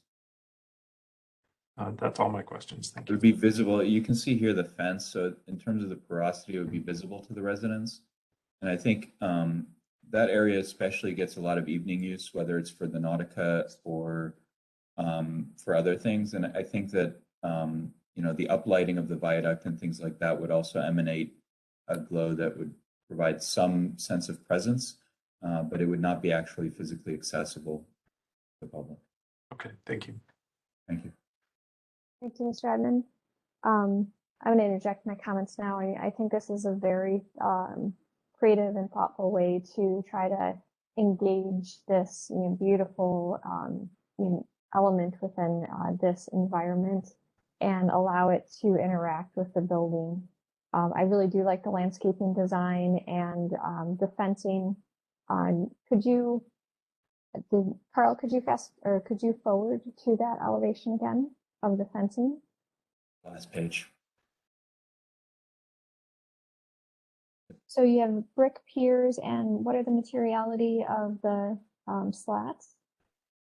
Painted aluminum, so they'll be painted black. And again, you can see how they're dancing back and forth in the spirit of the sort of metalwork, the artisan metalwork that had occurred on the front facade. So instead of keeping it regular, it's also, we think, a way to visually break up the overall division and not make it feel like a long barrier. So by adding that visual interest, I think that it brings a more human scale to the actual fence and doesn't make it feel so monolithic. I think the monolithic element is the viaduct, and we don't want to compete with that. So I think that it's a play on scale as well as a reference to the building itself. And what's the height of the fence? Sorry? What's the height? If we can zoom in there. We the can't left is- zoom, but I think we can personally. I just thought, sorry, I was lazy. I guess I could have asked. I can't read it on my screen. 6'6", is that right? That's correct. I'm sorry, I don't remember it off the top of my head. But it should be about human scale. We're trying to keep people from jumping over the fence. And I'm fighting that line of that, as well as providing as much openness. We're north facing, and the building is so close to the viaduct. I'm fighting for natural light. So 6'6" to the top of the pier and 6'0" to the top of the metal. Got it. Perfect. Thank you. And would that same height and configuration, since it was small on the screen, be the portion that you said you're replacing, where we're creating that new connection to the bridge from the viaduct to the building? That would be slightly taller. That would be 6'8". Okay. I don't mind the height of it. I just wonder how that fits in with the very delicate, railing that is existing on the viaduct. I would encourage you to just look at the design of that gate, because I think, having something that may be a little bit more delicate but refined for that connection point would be more appropriate, since it's connected more to the top of the viaducts than it is to the balconies that are on the opposite side of the building or below. That has its own, it's becoming its own element to extend it, to the other side of the viaducts. But I think this one, to me, feels like it may want to be more delicate, because how it is going to be prominent in the fore or background, like it is in this rendering. So I can restudy that to provide, I think by delicate, I think maybe a little bit more open. More open, yes, like the railings that you see on top of the viaduct. So it's not a dominant feature, within, within the view shed like you see here. Yeah, and I think, Mr. Bridges, I think you have some earlier images of the viaduct itself and its existing conditions. One thing I would say is that, this is fall protection up here. So while this is a nice open railing, we do need to maintain the sort of code-driven minimum spacing or maximum spacing between the elements itself. So I think we'll restudy that to provide it to be as open as possible between those slats within code. And I think that you can see that half of this, besides the ornamental arched sort of top half, the lower half and the breakdown of the sort of pattern would be in the spirit of a lot of the same as the metalwork itself on the facade. I think that we can look at that to provide that same openness and maybe a thinner rail or a thinner style to go with that in terms of the overall look. I think we can do that very easily. And if you can see here, I think also the 6'8" is intended to align with the top of the doorway, so that we have a tie into the building itself in terms of a datum line that doesn't just miss by 2 inches or look like a mistake. Sure. No, I appreciate that. And I think a more open railing to relate, to the existing is exactly what I was looking for. So thank you. Mr. Buenezi, questions or comments? Yes, thank you, Madam Chair, considering I can see this from my desk. Carl, could you actually go down? We were just at it, the rendered elevation of this connection point, and it was also about this gate that I have a slight, I'm not going to admit morbid, but concern. Yes, right here. So I know that you can't zoom in, Carl, but if we zoom in and we think about the way that this gate is working, we have the 6'8" coming to meet the viaduct. But if I looked beyond the gate, like say I'm standing at the railing, across from me, yes, there's like, I'm assuming 2 or 3 feet, but then there's another low railing. And so my concern is that some very adventurous people late at night who've been drinking at Luca might come down to the end of the viaduct and think, oh, if I could just jump, I could get down onto that roof deck space. So my first initial thought is that what if that 6'8" wrapped to enclose your kind of landing that goes down to the roof, and then you could have it more like, 3-foot thing, 3-foot railing that comes to meet that. That way you wouldn't, right? There's absolutely no possibility of getting onto that landing for anyone from the viaduct. I know that seems like, a bit advantageous of like who's gonna jump over there, but I've seen stupid people. And that'd be my first concern. And I think it would also resolve kind of this like detail connection of the 6'8" coming to meet the lower part of the viaduct, because instead the 6'8" would wrap and then the 3-foot would come and basically terminate into it. I think kind of that study of those elevations of things, because my first thought of that was just a big safety concern of, if that makes sense. It's hard to do it without like drawing and. It does. I think the image is a little bit misleading, unfortunately. So there's an angle between the viaduct and the building. So when we drew these elevations, in order to get the head-on elevation, it's not really revealing the gap. If you look at the air gap by the bridge, that's the air gap that's in between the viaduct. So somebody climbing that edge of the viaduct and theoretically jumping over would be jumping over. Yeah, there'd be some significant parkour going on to go and jump across. Not to say that it's impossible, but it would be incredibly dangerous. I think that's something, depending on the use of the viaduct overall, I think that's something of a consideration because of the railing and the drop around the viaduct. But we can look at maybe creating a return. I just didn't want to compete. I was very concerned about competing or installing anything on the viaduct itself. So if I install a return, that return would be installed on the viaduct itself. We were trying to avoid installing anything on that. Well, I more so meant the return would be on your kind of platform that you're creating. Because right now, on the flat, yeah, we could do that. Because right now, when you return, you're going back down to like a 3-foot railing. Yes. If that makes sense. So if that return was the 6'8", there'd be no chance of me right? Absolutely no way I could get onto that. Yeah, we could do that. Okay, that'd be fantastic.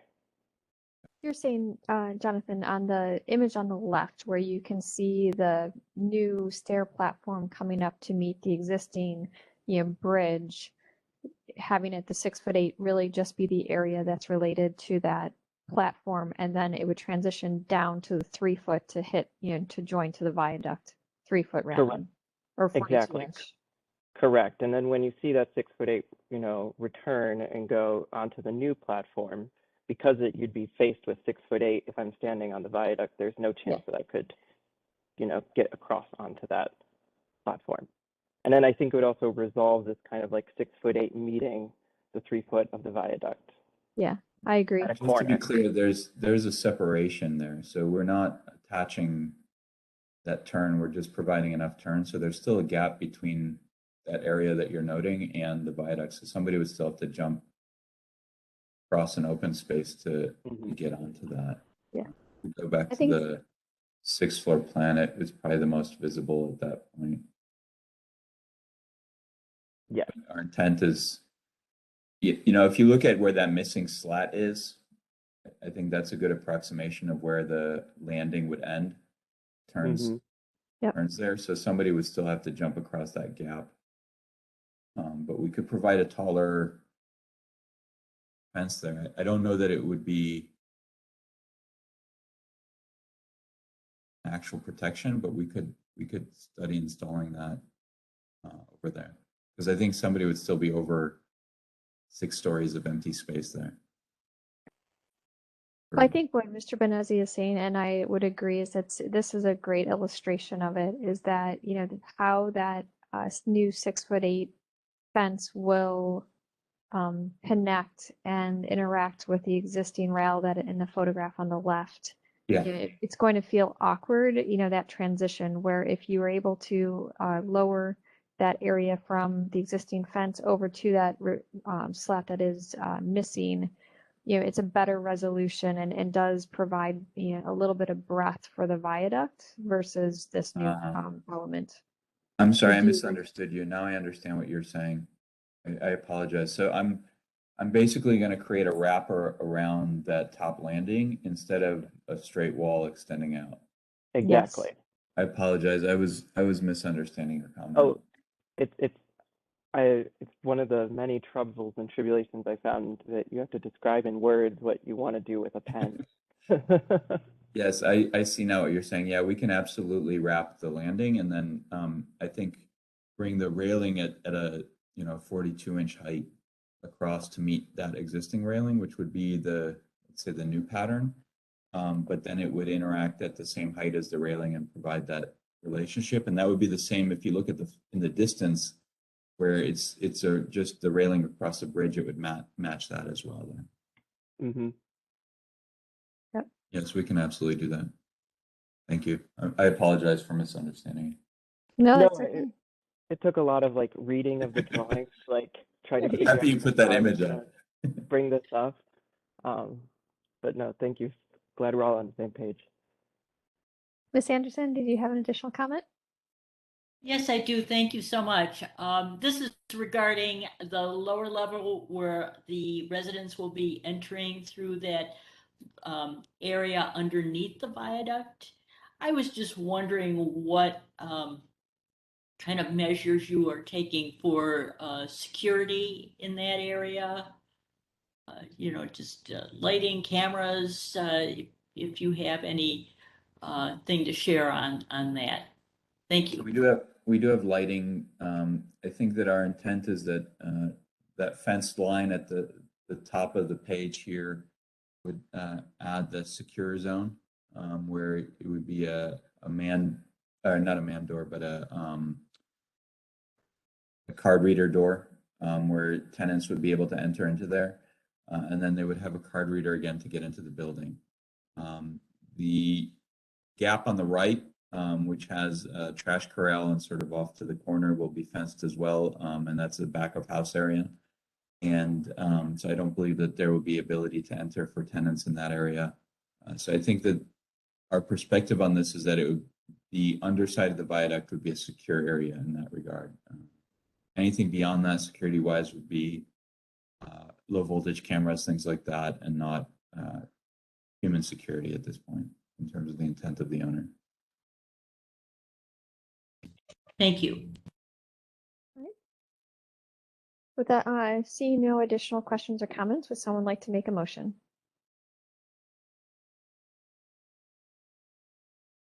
Mr. Bonazzi? Thank you, Madam Chair. I put forward that we approve as presented, given the committee's comments and conditions regarding the connection point and wrapping the landing at the top.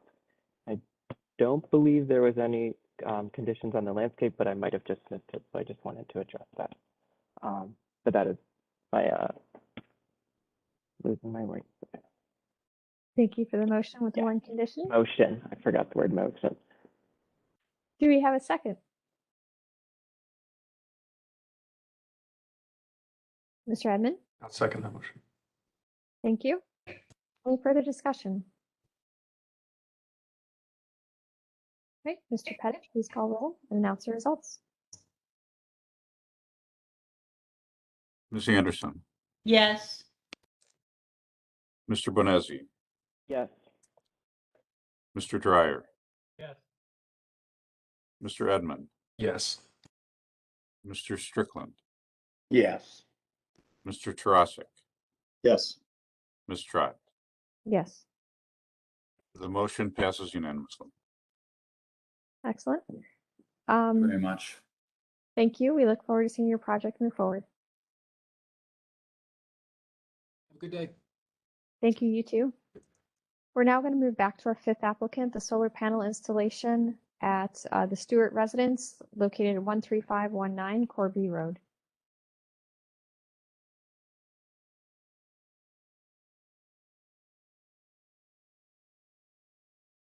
I'd like to welcome the applicant to announce themselves and tell us about your project. Excellent. Housekeeping. I'm sorry, Carl controls your slides, so please tell him when you'd like to advance. Excellent. Thank you so much. My name is Ace, and I am here to represent the project. We are looking to install 14 solar panels on the front of this home, as well as 2. So it's 12 in front, 2 in back.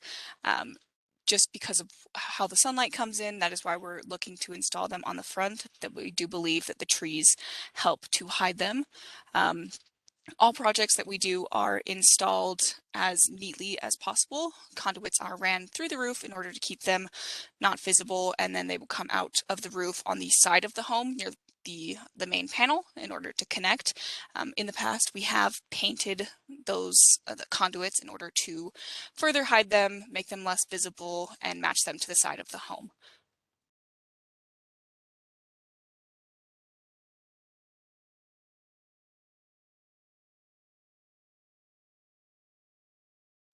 All panels, like I said, are installed as close to the top as we can get, just to keep them out of sight, out of mind.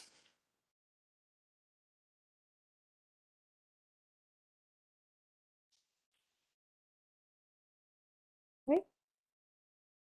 Does that conclude your presentation? Yes, it does. Okay. Thank you. Was there feedback from the local design review committee? Thank you, Madam Chair. This was reviewed by the Shaker Square Design Review Committee on March 15th. They approved it as presented. And it was based on their feeling that it's appropriate for this particular house. They felt that the roof is a secondary element. This house isn't like some of the other Tudor residences in the neighborhood. It's also very much the view is blocked by trees, and they felt that the impact would be minimal. So they fully support the project. I think it's worth noting, just for the commission's reference, that the last solar case we reviewed on West 32nd Street was appealed by the applicant, and the Board of Zoning Appeals determined that the commission was arbitrary and capricious, so they overturned our decision. I would also note, though, that I think the commission's issue wasn't really so much with solar installation as it was with the material of the roof that was being proposed. So, and we should have a further discussion at some point about how we address solar panels moving forward. I just wanted the commission to be aware of that. But the Design Review Committee fully supports this installation in this location. Okay, thank you. We will then open the floor for the commission for questions and comments. Who would like to start us off?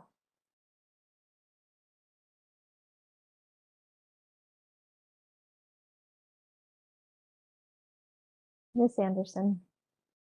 Thank you, Madam Chair.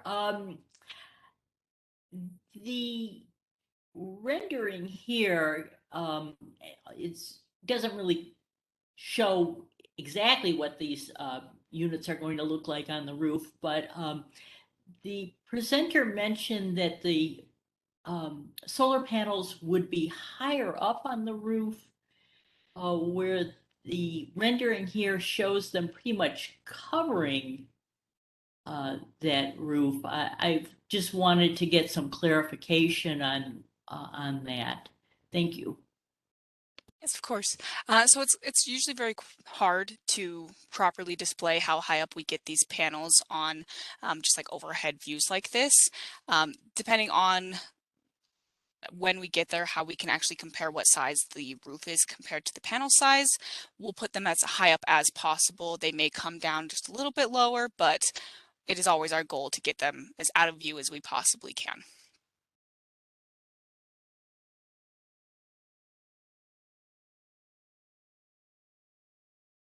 What are they? The solar panels are black. Usually that's what I see. Is that correct? Correct. Yes, we use completely black solar panels. I mean, it's not a great look, but I can understand why people want to install them. It's you know, worthy goal to have renewable energy. And you know, at some point, if the technology changed, these are removable, correct? Correct. Yes, all panels are removable. Okay, thank you. Thank you, Ms. Anderson. I will ask my questions since I don't see any additional questions right now. Will the roof be replaced with this installation? I know typically that's a requirement for the panels. No, we have determined that our engineer went through and double checked it, and they determined that the roof should be all right to withstand the panels. We can definitely have it double checked as well, but we've determined that a roof installation will not be necessary. Okay. That's interesting. So it's a new roof. Is that what you're saying? A fairly new roof. That's why. Yes. Did that come in front of us before, Carl or Don? No. Madam Chair, it would have been an administrative approval, so it wouldn't have gone to the commission, but we'd have to check the record to see when it was actually installed and approved by us. Okay, no worries. Just a question. Just because obviously with a red roof and the black panels, it's going to become very visible, or with a different color roof, like a black or a gray, would be less, contrast between the new installation. Other questions or comments?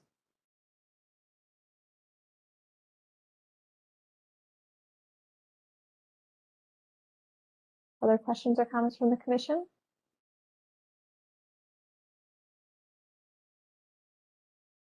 Would someone like to make a motion?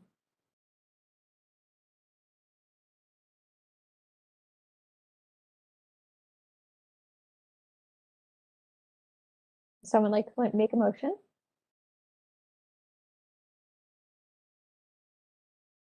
Oh, am I frozen on my side? No, looks like Ms. Anderson.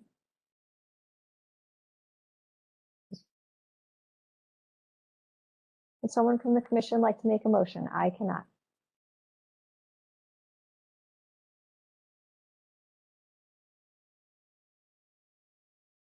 I guess I will move to approve as presented. I mean, I have some concerns, but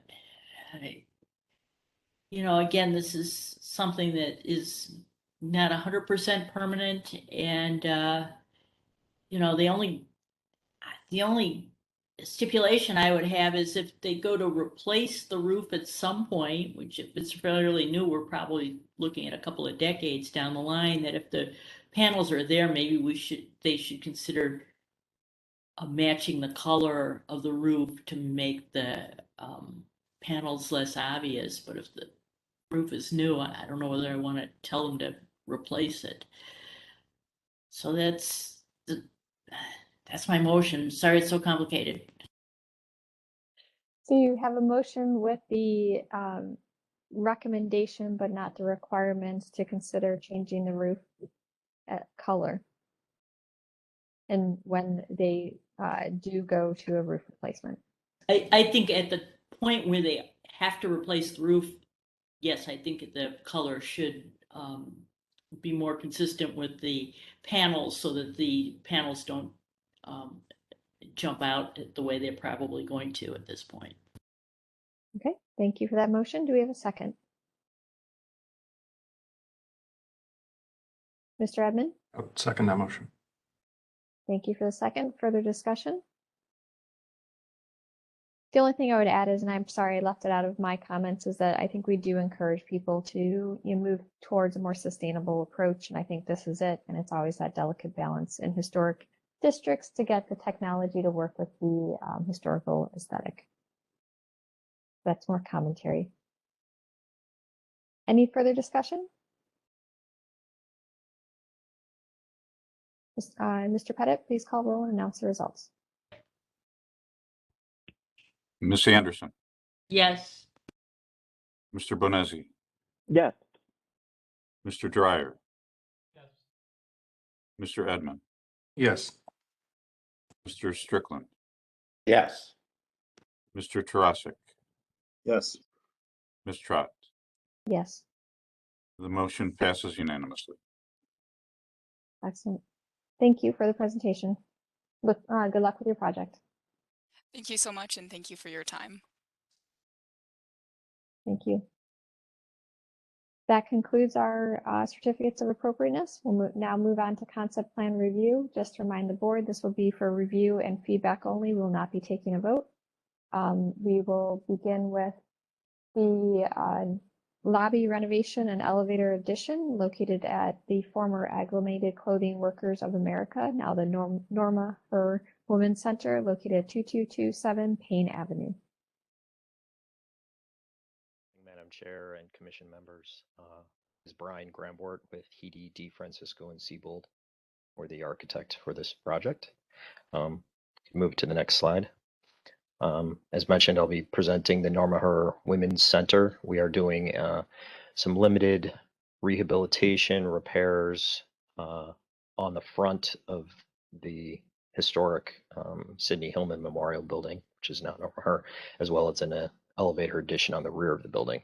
What you see here is the current front elevation along Payne Avenue on the right, with the striking concave form, two-story form, and the two-story glass block is the historic Sidney Hillman Memorial Building, which was the Amalgamated Clothing Workers of America Union headquarters, built in 1949. And I believe that union left the building in 1999, so 50 years later. 2004, I believe it was the YWCA started Norma Her Women's Center, emergency women's shelter in this location, along with the structure on the left, which was the old Fox and Film building. Unfortunately, I don't have much historic information on that structure. But then the two structures were joined in 2010 with a link building, which we'll see later on. Next slide, please. Site plan showing the parcel off the north side of Payne Avenue between East 22nd and 23rd. And I'll go through some context images briefly here in the next few slides. Mostly nondescript Fraternal Order of Police immediately to the east on Payne Avenue. The next slide. Across East 23rd is the Cleveland Police Credit Union. Moving to the west on the next slide is the empty parking lot, somewhat in disuse. And then following that, the Campus International School south across Payne Avenue. And the last slide, parking lots immediately south across Payne Avenue. So the photo on the top right is the historic elevation prior to any repairs or modernization. You see the two-story glass block still evident. There was a symmetrical stair and railing along the front that you see in the photo below. Was after the renovations, after it became the Norma Her Women's Center. You can see an accessible ramp was installed on the left side, creating kind of an asymmetry. And then the equal paired entrances, the three entrances at the first floor of the three center bays of the glass block, were replaced to provide accessible entrances, one on either side of a fixed center panel. At that time, I believe exterior wall sconces had been approved and installed. You see in the bottom right-hand photo, kind of matching that clear anodized aluminum storefront finish. And then the existing elevation on the left is where we are today. Those wall sconces had subsequently been replaced with what we believe the intent was to provide a tamper-proof fixture, and the doors have been replaced with painted hollow metal black. The first scope item, if we can move to the next slide, is the glass block. Glass block is still fixed in place, but the building is getting quite a bit of moisture infiltration, damaging some of the historic interior terrazzo down into the basement. And so our proposal is to remove and replace the existing fluted glass block with new glass block. The existing installation, as you see on the right, 2 photos, is a quarter turn installation. These are 8 by 8 by 4 inch glass block. In subsequent discussions with Sevis, which is a local nationwide glass block manufacturer, we have a matching glass block. These existing blocks have 10 flutes on them. It's not fabricated any longer. The proposed replacement glass block has 12 flutes, and there have already been some replacement where some of the blocks have been damaged. Those replacement blocks have already been installed. So it's our intention to use what's as closely matching glass block as possible in that same quarter turn installation. Next slide, please. The second item of repair rehab is to the front openings. So you see the original image on the top right, again, the kind of the equal paneled door openings, all 3 of those were functional. And then on the bottom left, we have kind of an asymmetrical orientation door, 3 foot wide by 7 foot tall hollow metal doors with a smaller side light. Our intention is to maintain the equal divided light in the center fixed, but then, and on the right hand side, maintain a 3 foot accessible door with a smaller side light, but then mirror that image to the left hand side. If we could go to the next slide, please. Our intention also is to remove the clear anodized aluminum frames and header and use an impact resistant stainless steel door. And the intention is to use a colored stainless steel that harkens back to the original bronze finish. Right now, what we're trying to do is to coordinate the color of the doors and the frame, as well as the new wall sconces, which you'll see in the next slide, so that those metal finishes match and are closer to the original bronze finish of the doors, as well as the stone that you see here. The champagne color in the middle is what we had originally selected. Clearly, we feel that the image that's provided by the manufacturer is quite metallic, and so we are in the process of getting physical samples to look at to, again, try to match the wall sconces to the doors and frames. The next slide, please, is an image of our proposed wall sconce. We're looking to go back to a fixture, or to go to a fixture that would emphasize kind of the verticality of these pilasters. It would be an up down LED fixture, and it would be in a bronze finish, again, trying to match the color of the doors and the frames, which we are in the process of. The next slide shows on the right hand 2 existing photos of the deteriorated steps and the platform up to the front entrances. The flagstone is suffering from a lot of moisture infiltration, the freeze and thaw, and as I mentioned, glass block allowing moisture inside. The basement is a full basement that matches the curve of this front facade, and there's a lot of moisture getting down there. So our proposal is to remove the flagstone, salvage the railing, which you see kind of on the left-hand side of the bottom right photo, the original bronze handrail and railing, salvage that for reinstallation, but remove the flagstone platform and steps, provide new waterproofing, and come back with a new concrete platform and steps with stone facing along that exposed vertical plane. Next slide.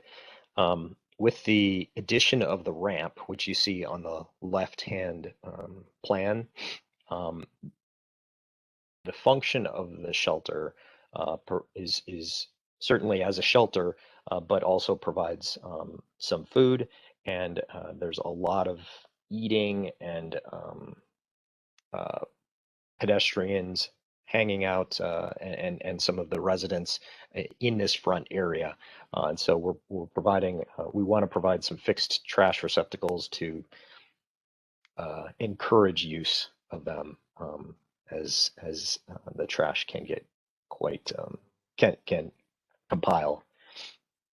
Next slide, please. So this is an interior floor plan, and on the right, the photo of the existing vestibule with the historic terrazzo floor. Our intention is to, as you see in the photo on the right, it's a fairly open vestibule, kind of a free-floating reception desk and metal detector. Our intention, directed by the owner, is to provide a secured entry vestibule and an enclosed reception desk.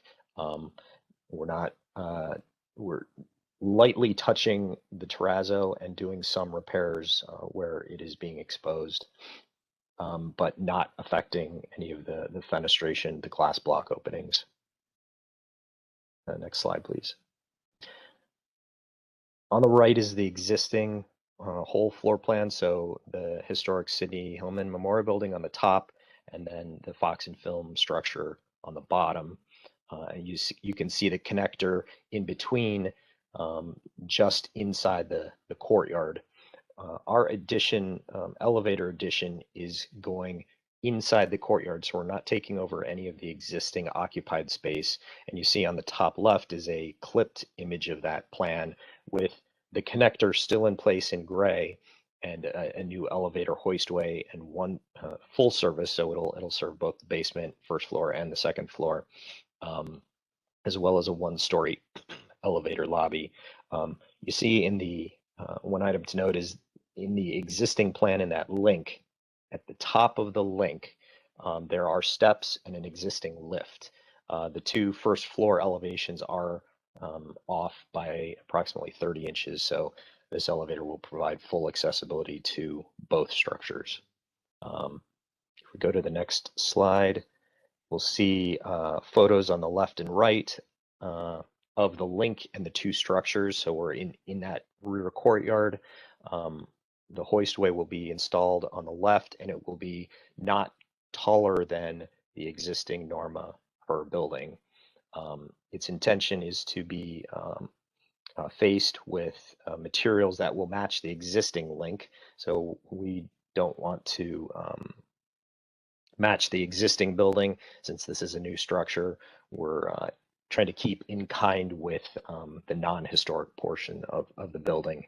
And then the one-story portion of the elevator lobby across the face of this will essentially cover the lighter beige brick that you see in these photos.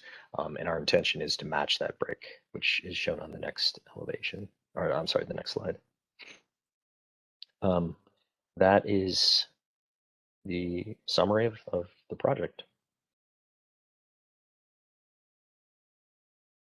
Thank you for the presentation. We'll start off with feedback from the local design review committee.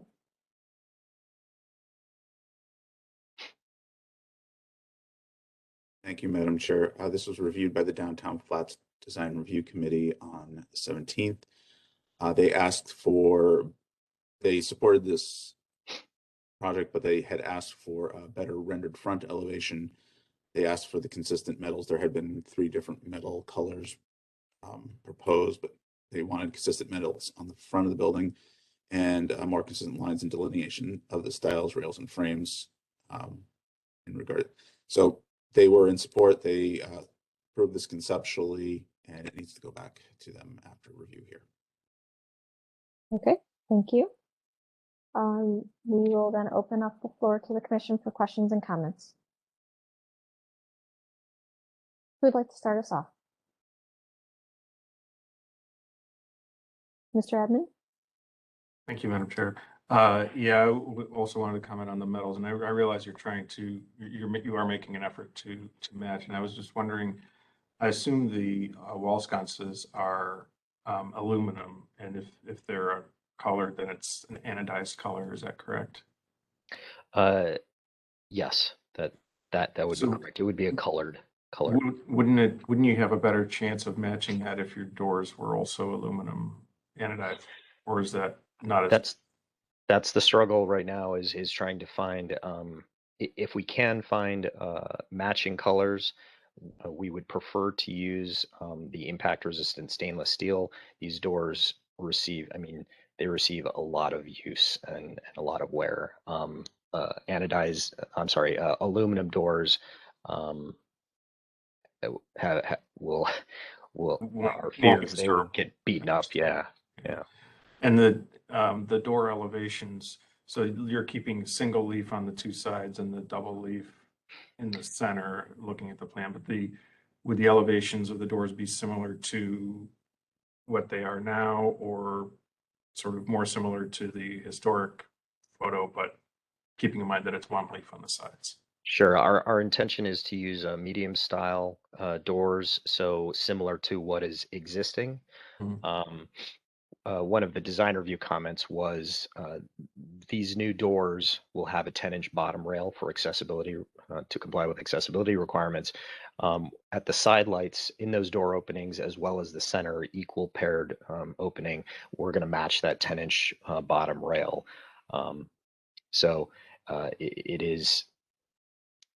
It'll be similar, I think, to the original, but the intention is to use a medium style door. Okay. And the final comment, and realizing this may be difficult, but I wonder, in the interior lobby, that concentric circle motif is so dominant in the exterior and the interior. Is there any opportunity to incorporate that into the design of the reception desk, or is that just not really feasible? The reception desk and the vestibule is primarily determined by the function. We had explored some additional options, but the size and orientation of it,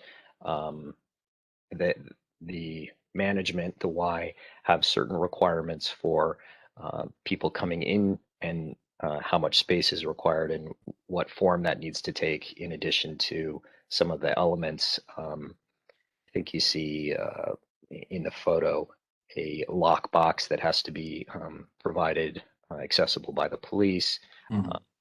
So the form, we would like to, we originally had some other options, but this one was preferred by property management based on their function.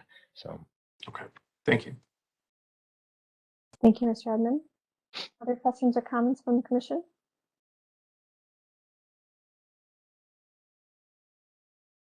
I will state mine right now. I would agree or echo what Mr. Edmund said about the exterior of the building. I think the consistency of metals would be key. This is such a unique building, that is very simple, that, if you're going to use stainless, I use stainless everywhere.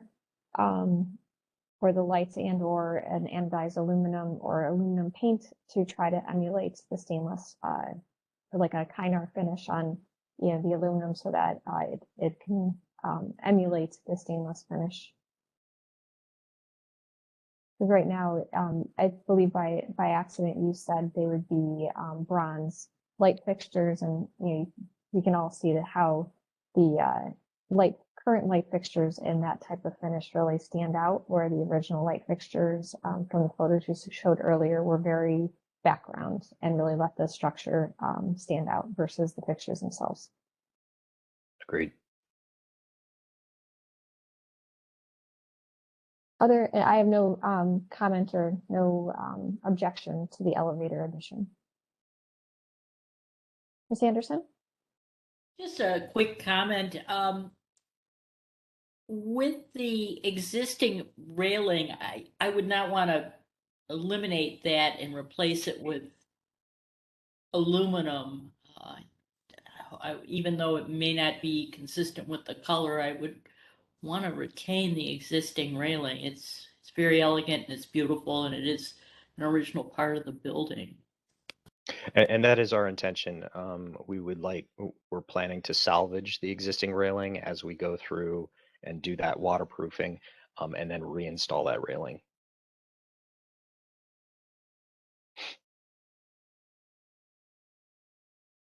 Any other questions, Ms. Anderson, or comments? No, I would imagine the original doors were probably scrapped a long time ago. They were probably pretty substantial and durable, but they're probably not around. So we'll have to utilize the doors suggested by the applicant. And I'm fine with the addition of the elevator. Those are my comments. Thank you. Thank you, Ms. Anderson. Other questions or comments from the commission?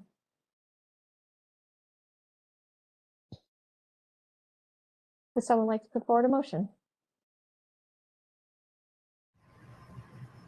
Madam Chair, this is a concept review only. Oh, I'm sorry. Thank you. Is there any other questions or comments from the commission? Just got on my train, Carl. Since this is a concept plan review, we will not be taking a vote. Does the applicant feel like you've received enough feedback to continue your development? I do. Okay, thank you. We look forward to seeing you in the near future with your final presentation. Thank you. Have a good day. Thank you. You too. We'll move on to our next applicant. Case Western South Residential Campus, Murray Hill Road, new construction of student residence houses or student residence, phase 1 and 2. Good morning, Madam Chair and board members. My name is Chris Panicki. I'm the Director of Planning, Design, and Construction at the university. I'm very pleased to present this project for you today. It went on hold during the pandemic, so we're very anxious to get it moving. I'm going to introduce the presenters, the main presenters for today. But before I do that, I just wanted to say two things. The reason why we're doing this project is really to provide housing for our second-year students who reside on the south side. Our student population is growing, and we need to accommodate their needs as well as enhance their student experience. So I'd like to introduce the presenters. Joanne Brown, Assistant Director for Case Western Reserve University. Sinu Meyer, the lead architect from William Ron Associates, as well as Ryan Hogan, project architect. That being said, I'm going to turn it over to Joanne. Okay, great. If we could have the next slide. Basically, we're going to talk about three things. We've already done the project introduction, schedule, zoning, and parking approach. It will be a tag team with myself and Sindhu. We'll go right through that. Next slide. So right now, as Chris had mentioned, this is housing for our second-year students. We do have an increased population, and what this slide is showing you are the two areas. The South Residential Village is shown in the yellow circle, and then at the top of the screen, there's the Residential Village, and currently our students are split. Per our pedagogy, both in the student life, we really like to keep the second-year students together. So you'll see, as indicated in our schedule, and as Chris mentioned, we really are anxious to get this going. Next slide. This is just a little bit of a blow up. This is showing the actual site where we're looking to put these two buildings. This is currently a parking lot, and it is adjacent to our south dining hall, as well as residence halls and some Greek life housing. Next slide. This is really just to indicate, this slide's from our master plan that we did in 2015. And this is showing the phase 1 and phase 2, the 2 buildings of 600 beds, and just indicating that this is something that has been planned, and we are working with the same thought process of our master planning effort. We do have 2 buildings that house the beds, and one is called the Murray Building and the other is called the Hill Building for purposes right now. Next slide. Again, our goal, 600 beds. This will accommodate our new student population and opening in the fall of 2024. Next slide. This just describes that project schedule a little more. Excuse me. You can see that we did start this project back in 2020, and we did have that delay or that shutdown during the COVID pandemic. We have now re-engaged. We're looking to get construction started as soon as possible this year, and then a move-in after a 24-month build-out period. There are some early packages enabling a lot of that. Deals with getting utilities to the site. Next slide. With this, I'll turn it over to Sindhu, who can walk you through more of the architectural elements. Thank you, Joanne. I just wanted to remind everyone we've had a couple of meetings with various members of this group, so I apologize if any of this is repetitive for you, but we wanted to go through the whole process. We met with you in January 2020 and showed you this layout for the 2 buildings. The building on the top of the page is the Murray Building, and the building on the bottom is the Hill Building. And one of the comments we received from your group was that the massing of the Murray Building was a little overwhelming for the street. So we took your advice, and on the next slide, we came back more recently in February to show you a revised layout where we took that wing of the building and put it onto the Hill Building, which sits back from Murray Hill. And that allowed us to reduce the scale and massing of the Murray Hill Building. And I think it is a positive move for the project. Before we move on from this slide, I just want to let you know that we have been engaging with Jennifer Kipp and working on the tree preservation plan. Overall, we will be removing some trees, but we will be replacing every tree we do take down, we will be replacing with 2 trees by the end of this design process. We can go to the next slide. These are, I'll just walk you through the plans. On the ground floor by Murray Hill, we have put the most public elements to welcome people into this new district for the second years. So the purple area is the multi-purpose room and wellness center. And then you'll see the 4 arrows along Murray Hill. Those are the 4 apartments for the adults and their families who are living on in this building. And they will be the good neighbors to the rest of the street. And so we've designed this part of the building, and you'll see it in the elevations and renderings, to be more residential scale with porches and front doors to react and reflect the character of the neighborhood. Next slide. These are more of the typical floors. You can see the blues are the bedrooms. They're primarily a set of doubles with a couple of singles for the RAs and our ADA requirements. The purple areas are the common spaces, and gray are more of the mechanical functions. Next slide. And here's the upper floors. Again, they start to repeat with the layout of the bedrooms and common spaces. Next slide. When we were designing this building, we started with the existing context, and like Joanne said, they recently refurbished the Fribley building, and so we took some of the language of Fribley. We also were very aware of the hill and the landscape that you do have along Murray, along with the brick road in historical Little Italy. Next slide. And then we did walk up and down Little Italy and study the neighborhood and the scale and the materiality that is being used currently in that area and our neighbors. Next slide. We also studied the newer construction in the area and noted how many of these buildings, while a little bigger, tried to break down the scale using materials and massing. Next slide. And our neighbor to the south is Fribley, and you will see the glazing and the mullion color as well as the wood overhang. We brought some of those elements into our building as well as the undulating roof. We took it and spun it and made it our undulating elevation.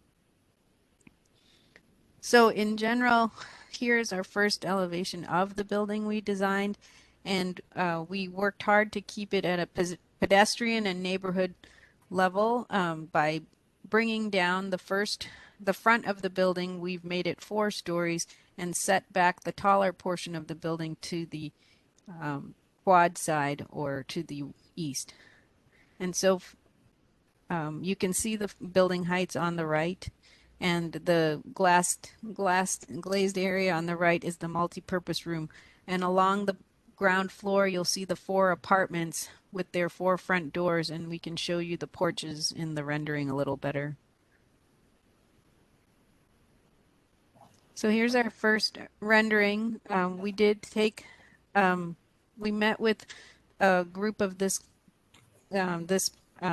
cohort here, and we did get some feedback about making sure that even though we did set back the red brick taller volume, that we should make sure we define it and punctuate it with glazing to make sure it's not too utilitarian in elevation. And so we've taken those comments, and you'll see some of that here. Next slide. But when you stand on the street across from our building, you'll notice that the red brick recedes, and so the scale of the building is more in keeping with what you see on the rest of Murray, a 4-story building that's broken up in massing with glazing as well as our undulating brick. And then we kept the lower level with stone and started defining the front doors with those porches for the individual apartments. And here's an example of one of those porches. And it is our hope and Case Western's hope that these 4 apartments will and their residents will fit right in with the neighbors across the way. Next slide. This is an image from a Delbert Bridge looking at the multi-purpose room. Okay, great. Now we're going to talk a little bit about zoning and parking. So if we go to the next slide, what you see shown in yellow is the actual site. The university is in the process of a parcel consolidation plat. But what you'll notice is there are 3 different zoning districts that surround the space right now. There's an MFC1, an MFD2, and an MFE3. C1 is the most restrictive regarding square footage and height. That is what the site and all those parcels currently are zoned. We have been in conversations with the city as well as folks in planning. We're working closely with Shannon Leonard in zoning as well regarding looking at a potential rezoning and a map amendment. And we would like to move to an MFD2 district. Next slide. And one of the reasons for this is originally when we looked at the project, we were within the C1 district, we were looking at various variances and what would be needed for that. As it turns out, the Cleveland Board of Building Zoning Appeals does not grant front yard setbacks, which we would need in this district. So that has led us to the recommendation of the city to look to a zoning map amendment and a rezoning process. When we do that, that negates any issues with getting variances on height or side yards. And we are also then able to reestablish a front yard building line through this process that would eliminate a need for a front yard zoning variance. So with this process, we would then have a fully compliant building. Next slide. I'm going to let Sindhu get into a little of the technicalities of what I've just talked about, but in a nutshell, this is how we've arrived where we are today regarding zoning. Thank you, Joanne. As we were working with the city and Case Western to figure out how best to redefine this plot, we noticed that if we ask for the 8-foot setback at the beginning, at the front yard, please notice that most of the building is much further back from the 8-foot. We're well in keeping with the housing across the way, which ranges from 5 foot to 18 feet. And then you could take the average from that. On the side yards, we're in compliance working with the Greek housing to the north, as well as Howe and Fribley to the south. And then in the backyard, we redefined the backyard to allow for the housing at the top of the hill to be set back from the new line to allow for that height, as well as the hill building to be set back further to allow for that height to be in compliance. And if we go to the next slide, you can zoom in and see it a little better. So at its closest, our new building on Murray Hill is at 8 feet right here where the multi-purpose room is. And then everything else sets back further from that. And using the rule that if once we set the front yard setback, every foot we step back from it, we can go up in height by 2 feet. It allows the building to be fully compliant, as Joanne said. Next slide. And we can show you that in section right here. So you see the red line is where we set the 8-foot setback, and then the sloped line is the 1 foot step back allows for 2 feet of height. And so the building is, both buildings are compliant with the current D2 restrictions. Next slide. Okay, great. Now we're going to talk about parking. So what you see here in the red is lot 5. That's the current parking lot where we're going to be building these two buildings. That right now has, I want to say, 160 spots in it. It's over here on the side. We have adjacent parking lots shown in orange that have capacity for not only what we're replacing or what we're losing, but for what the required parking we need for the new building. So along the left side, you see the actual parking analysis with the number count for the two new buildings, the new 600 beds. We need 150 spots. We need 1 spot for each one of the kind of apartments that are street facing. And then the replacement of parking lot 5, 174, gives us a total of 328 spaces needed. With the current lots, you can see in the second diagram, we actually have 363 spaces available as of today. These are spaces that the university does control, and so we have the ability to not lease those and reserve those for future use, which is exactly what we are intending to do. We are also intending to use these available spots for construction parking, so that, again, we are on a very confined space within an urban district, and we want to control those contractors so they're not taking all the street parking as well as the adjacent lot parking. So we're going to put those in, we're going to put those in the adjacent lot parking lots. And with that, I think we have, if it's available, we did do a walkthrough video. So if it can work, I'll let Sindhu kind of go with it. Are you able to either share the screen with Ryan? If Ryan can share his screen, he can show you the rendering, or I think the city does have our walkthrough. Carl, I have it downloaded if you want me to share. If you can't do that. Okay, great. Yeah. So this video takes you as if you're walking across the street and looking over to the left towards the new building, and you'll see the undulating facade and the 4 apartments on the lower right, on the lower level.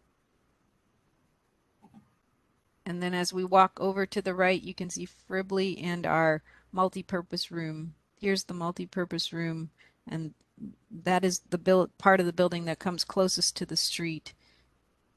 And then as you turn around the multi-purpose room, you can see Howe in the distance, Howe Hall in the distance, as well as the Hill building behind, that's set behind the Murray Hill building.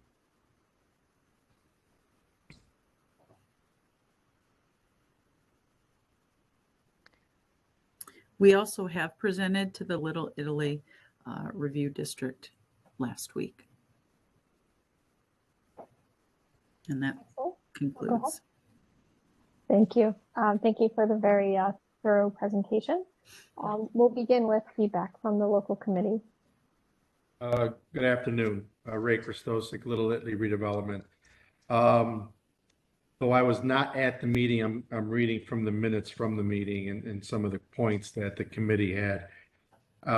Based on what I've heard and what I'm reading, the committee, I think, was very appreciative of the design of the building and how it related to the street and how it connected to the neighborhood. My personal feeling, I think the group has done a nice job of addressing some of the concerns that we had in our previous meetings regarding the glazing on the top floor of the front building. And I'm looking at the side here, this elevation, looks like that's all glass now, which was an existing wall, which I think opens up the building nicely to the street. Based on the minutes, it looks like the parking was a big issue for the committee, and we're looking at different alternatives to how we, one, maybe restrict the parking for people that are in the dorms that they can't get a parking permit, and commitments from the university that the lots that they're designating are going to be used for this purpose. The one of the comments was that the university come up with a good construction plan where it doesn't, the inconvenience to the neighbors is minimized, and also that the brick street, Murray Hill is a brick road, that during this big construction that road will be not maintained, but if there's any that it's put back in the condition that it is when they start. The other comment was that one of the members was appreciative that they have engaged with the city forester for the tree preservation on the site. One other thing is we've told the group that we need to have a community meeting after this meeting with Landmarks.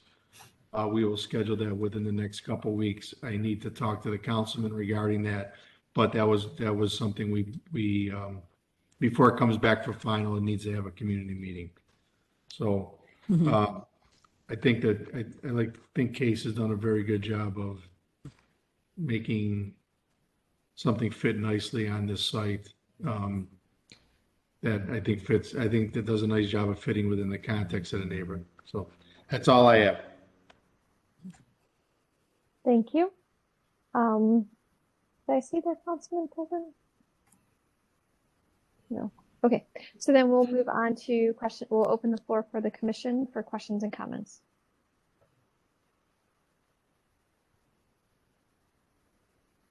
Who would like to start us off? Mr. Edmond. Thank you, Madam Chair. I think this is a good shot to talk about here. I think the jewel of this is really this multipurpose and community room. And I think the way, particularly if you're walking or driving south on Adelbert, the way you have this open space that's flanked by this and the other existing building that kind of greets you and welcomes you and makes a transition to this neighborhood is really nice. much better than what you have, what's there now.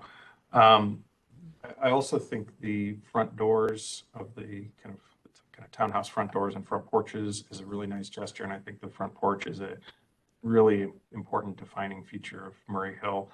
But it visually it seems to get lost in the architecture, looking at the renderings and the animation. And I don't know if it's just the coloration of the overhang and the kind of, it looks like you have, it's a darker color that's meant to recede the front first floor, which I understand, but I wonder if there's some way to visually take more advantage of that gesture that you're doing to the street with having those front doors and front porches.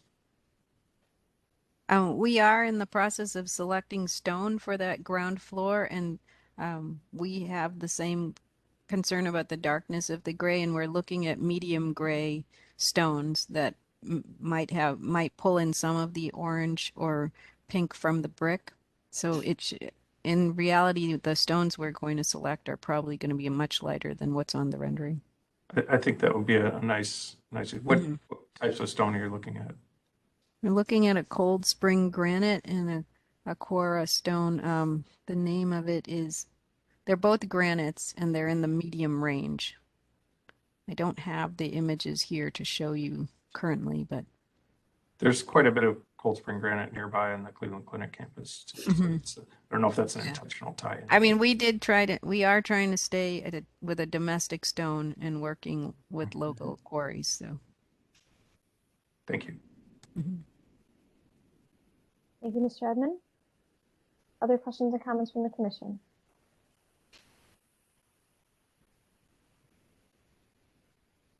I'll state my comments right now. I think this is a very intriguing project. I just had to reorient myself with this portion of your campus.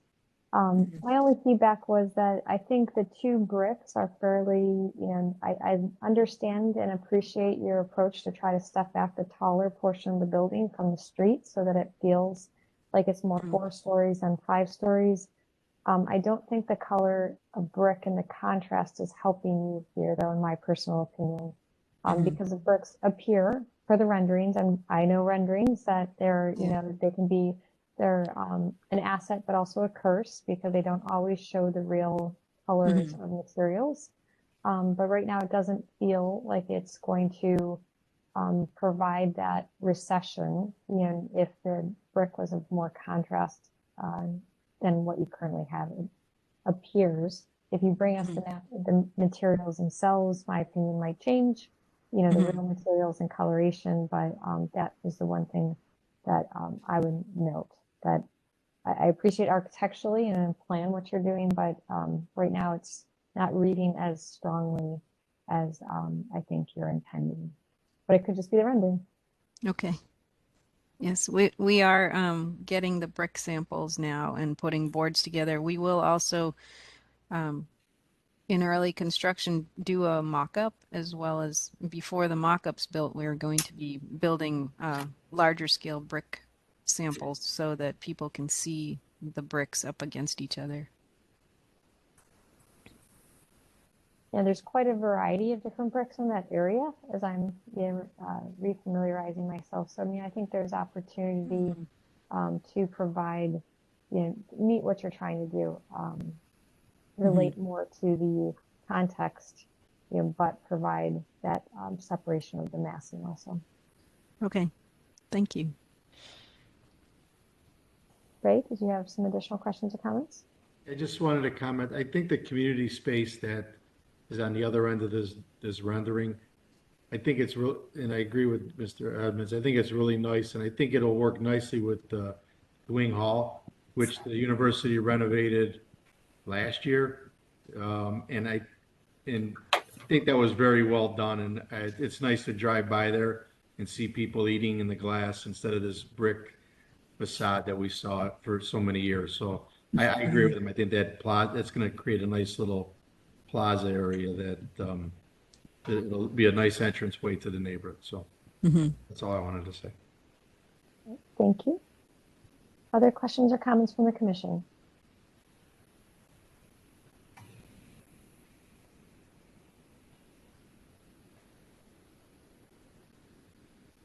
Mr. Benazzi, are you still here with us? Do you have any questions or comments? Thank you, Madam Chair. You always know I'll have comments. No, I've been keeping everyone in the office at bay. I would just echo your thing. I think it's a fantastic project that kind of relates to the context very well. You know, it's not, you took a lot, you know, from your first slide, right? You took inspiration from the context, both in materiality and your formal conditions. But I would agree with the chair in that kind of that brick color in the back is not providing you the contrast that I think you want to let that back building recede. And, you know, Little Italy is a very growing community. We know that here on the commission from past things. And I think exploring what's new and up and coming in the community and also what is present can kind of inform what that back material could be to kind of let this front really express itself, right? Because right now I really just want to read like the beautiful kind of articulating brick and this beautiful glass box, but then I have this orange band at the top and I'm like, oh, what are you back there? And I feel like maybe something a very neutral kind of brick color could let that recede. But I think this is fantastic. I drive by that time all the time from that, oh, I'm all turned around. When I'm coming from Cleveland Heights to Little Italy, I always drive down this road. So it'll be a very exciting addition to that part of town. Thank you, Mr. Benazzi. Thanks. Didn't mean to cut you off, but did you have anything further? No, usually I'd say less, you know, not much to comment on if it's a great project. Thank you, Mr. Thank Benazzi. you. Other questions or comments from the commission?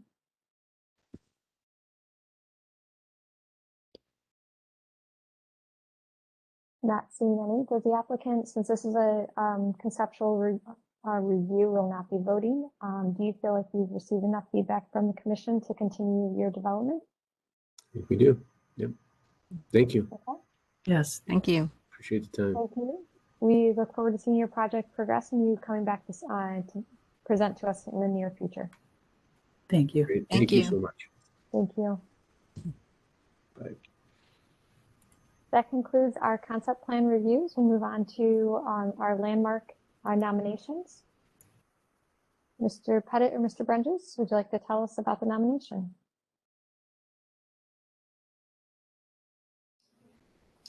Thank you, Madam Chair. Happy to present the Cleveland Landmark nomination for Advent Evangelical Lutheran Church, located at 15309 Harvard Avenue. You can see here just between East 153rd and East 154th Street in Ward 1. Hopefully the councilman will return. He's popped in and out throughout the meeting.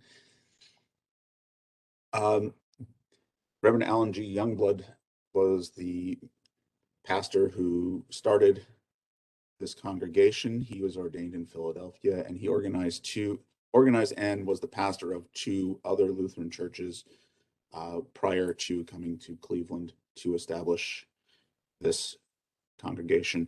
The first services were held in the Masonic Temple of York Masons on Kinsman Road. That building still stands as well, with 9 members.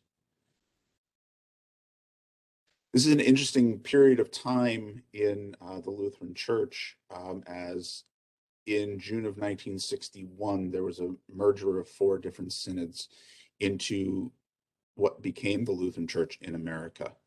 And it created all these different changes, and the LCA became the largest Lutheran denomination in America at that time.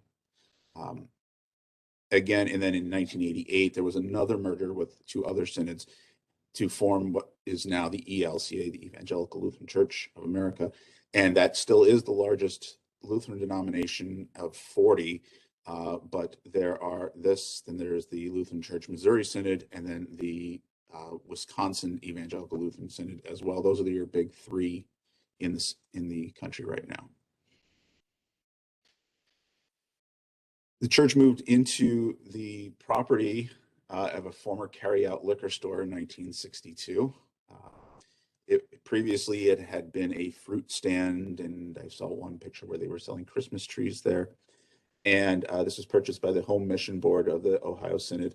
And the first service was held on April 1st, 1962 on this property. So we are at 60 years, and we are only a week away from that anniversary of that first service. And then the church was officially organized on June 10th, 1962 as well.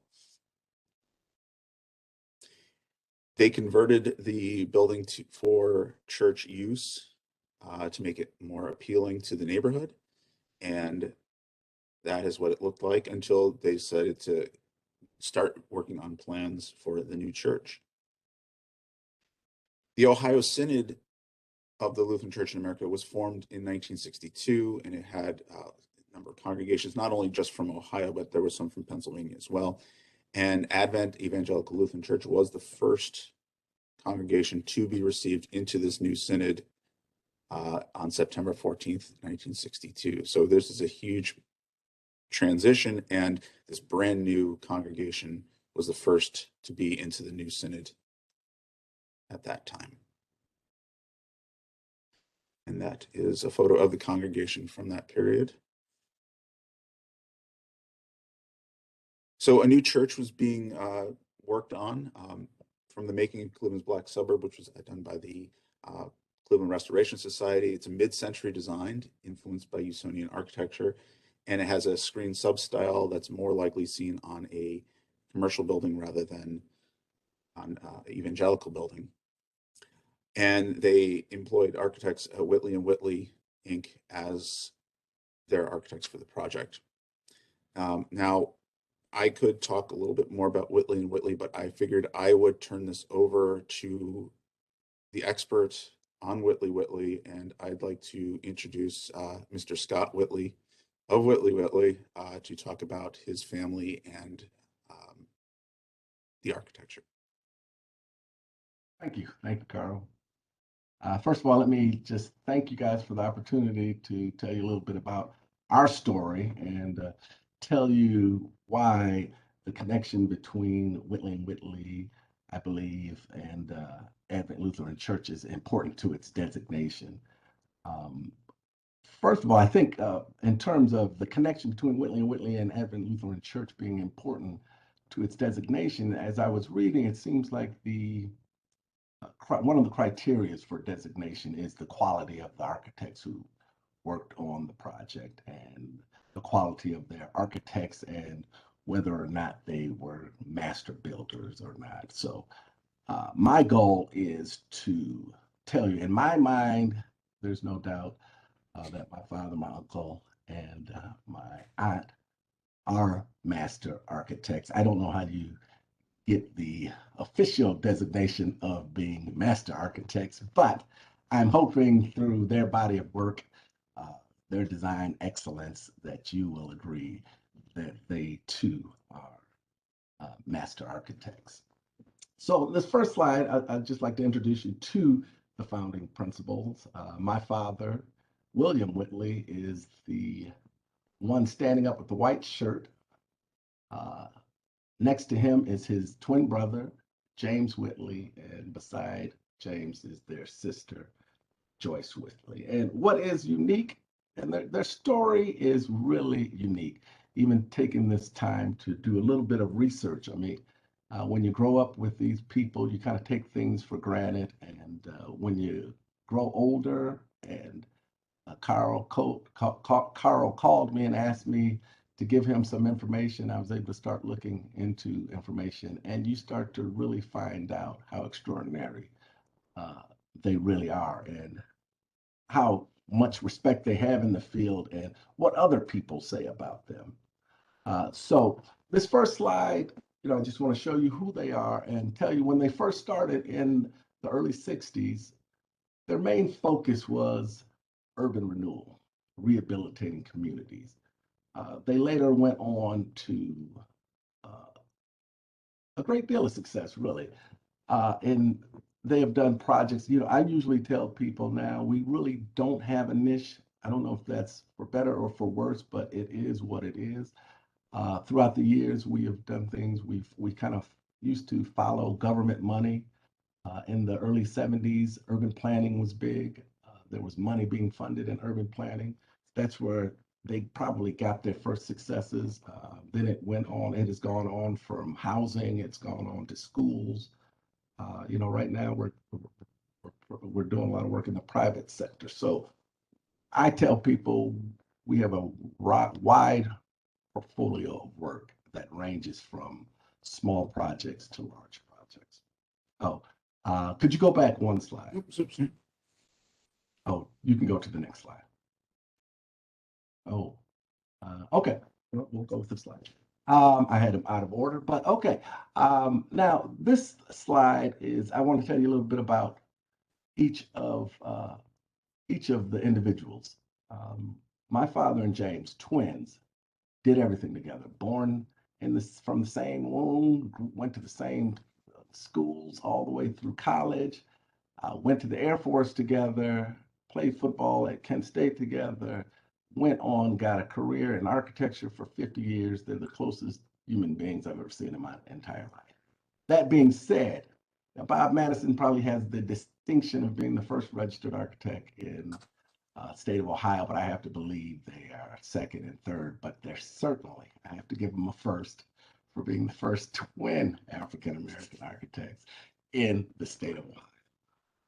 Being that the firm was established in 1963, we also have to have the distinction of being one of the oldest firms still practicing in the state of Ohio. And then there's Joyce. Joyce has the distinction of being, if not the first African-American woman in city planner and urban planner, she's certainly also one of the first. She graduated from the University of Chicago, and in '63, she had to be, pretty much one of the first African-American women in that field. She's worked on huge projects. She was a chief planning advisor for Model Cities Administration, and she also served on Cleveland's Planning Commission.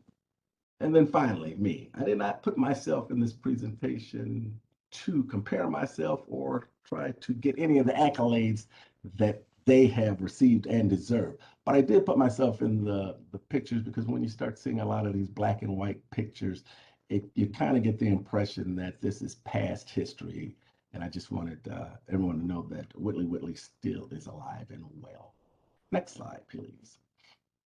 Now getting to the significance and the connection between Whitley and Advent Lutheran Church. This project, particularly to me, and especially to James Whitley, has a dear place in our hearts and in the history of Whitley and Whitley. Advent Lutheran Church, I think we've heard about its significance in the community, but as it goes down in Whitley's history, it is the first project that Whitley ever did. And if you ever talk to James, and I heard him answer the question a million times, a lot of times people talk to him and asked him what was the first project he ever worked on or he ever did as Whitley and Whitley, and it was always Lutheran Advent Church. And to that extent, if there were no Lutheran Advent Church, there may not have been Whitley and Whitley. Without that opportunity, James may have sought a job in the private sector. And with that being said, I may not be an architect to this day. So the fact that the church gave them the opportunity, if you can imagine two young, very young, but determined and confident African-American architects back in either the late 60s or the early 70s, seeking an opportunity, if you could only imagine how much of a hill that must have been to climb. And I know firsthand because it's still a hard hill to climb, so I can only imagine what it was like for them back in those early days. But this project, they lived in the community, they lived in the Lee Harvard area. They were able to go to their community, and their community gave them their first opportunity. And with that opportunity, they allowed James to take a leap of faith and ultimately catapulted us into future success. Next slide, please. Okay, and then what I wanted to do on this slide, I know this is mainly for the designation of for the Advent Lutheran Church, but going back to the quality of the architects and the quality of their work, I wanted to go through just probably the more high profile, more recognizable projects that they've worked on in Cleveland. And some of these, they were the architect of record, some of them, they were associate architects. But these were some of the ones that are the high profile. I'll start off with the bottom right and the Wallstein Center. Whitley & Whitley is the architect of record for the Wallstein Center. We were a joint venture with probably Dalton and Dalton at the time, but they were engineering. We were responsible for the architecture of the building. Going up is the Tower City Avenue project. That was a project I worked on shortly after I graduated. This was a joint venture, or we were probably the associate architects with Canon Design, but we were responsible for all the interior floors, rails, storefronts, and we also were responsible for the substation, the RTA substation on the project. CSU Clock Tower, I like this one because it's kind of iconic in that I always see it. It wasn't one of our biggest projects, but it's a recognizable project. If you're ever in that area and you're ever on that campus, you just cannot miss that. What's interesting is its connection. It was more than just the clock tower, but that is what was mainly visible. And then finally, Jacobs Field. This was probably one of Joyce's final later projects in her career as an urban planner. And this is a project she worked in on the planning stages and actually received an award, a Progressive Architecture Award for this project. And this was actually our second Progressive Architecture Award. So going down the selected list, I've named a few, but I did want to mention the John F. Kennedy High School Recreation Center. And they were most proud of that project, probably because I think they got their highest recognition nationally off that project. And they won their first Progressive Architecture Award doing that project. And they won that at a fairly young age. That was, at the time, they considered the Oscars of the profession. It was a national award. Every architect in the city, or every architect in the country, if not international, read Progressive Architecture's yearly design awards and who won. And usually they're the biggest architectures across the country who receives these awards. So I wanted to point that out. And some of the other projects, the architectural record of Cleveland State Fashion Museum, and we've done work for the Cleveland Clinic. Next slide, please. And then, in honor of National Women's Month, I just want to take a little bit of time to talk about Joyce Whitley. Joyce is the other half of Whitley & Whitley. Whitley & Whitley, the official name is Whitley & Whitley Architects and Planners, and Joyce was the planning half of Whitley & Whitley.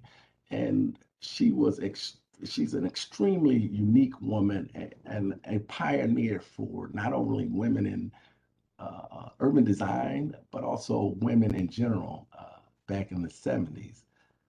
What was interesting about her is that if you ever talk to my father or James, they will tell you she played a significant role in getting projects in the early days for Whitley & Whitley.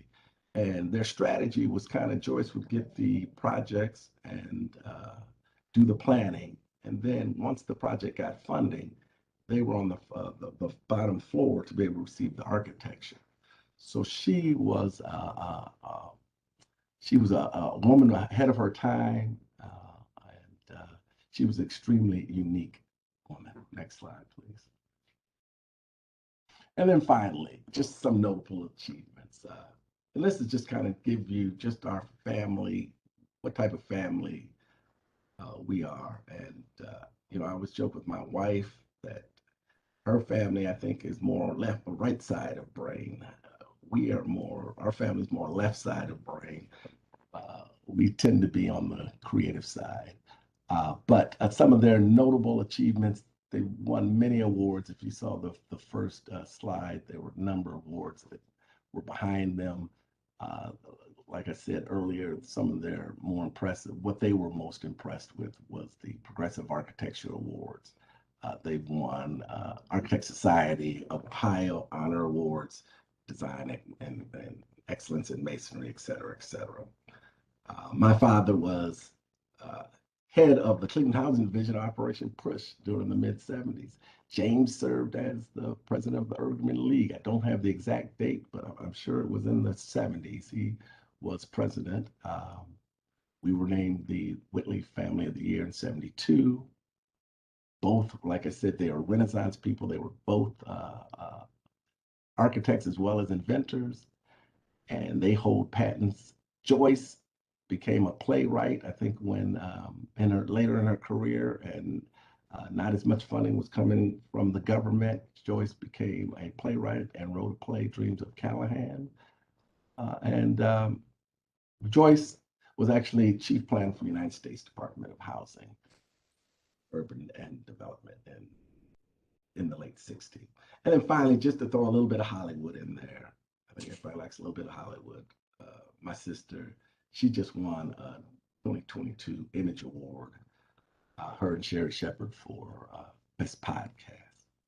But what I was trying to do is really try to show the connection, show that they are very unique individuals. I hope you can see that their level of architecture that they've practiced throughout the years in a field that is dominated by people that are not of color.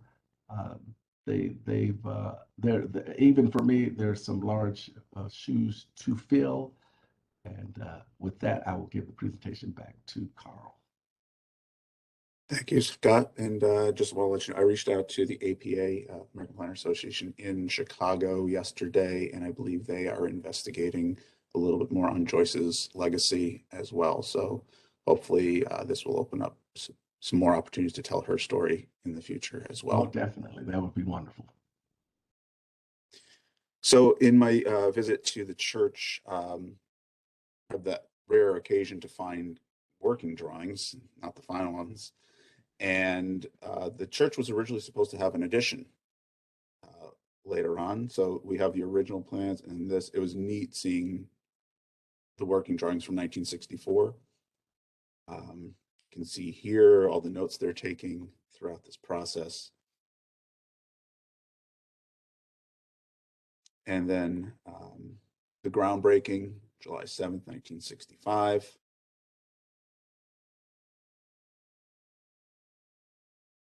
And then we had the plans that were finally submitted to the Planning Commission or to the Building Department. These were with the City Council Archivist. Just run a few of these.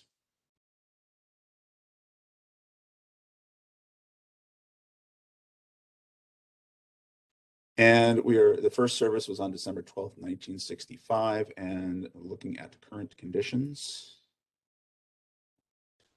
Here, it maintains its integrity.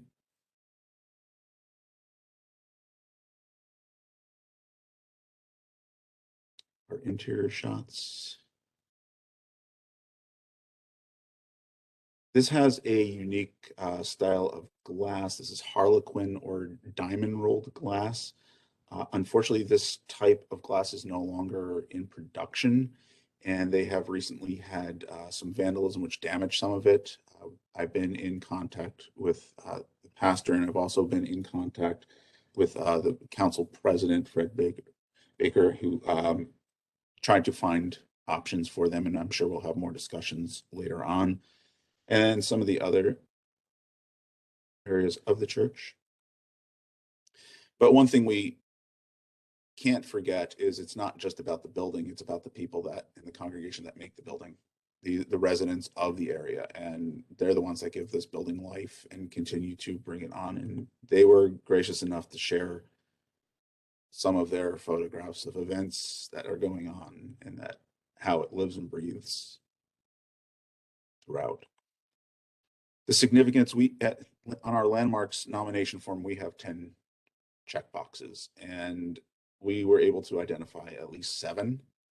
And based upon its history, its connection to the architects and everything combined, I think it checks off another box and something that we may want to investigate a little more. And this may be eligible for the National Register of Historic Places as well. And that's something that we will probably look to in the future.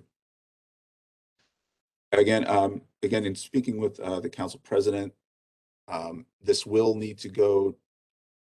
He wants to engage the congregation in this and make sure, and I've spoken with him, and I'm going to make arrangements to go out and speak to this with them because we'd like to have their full blessing.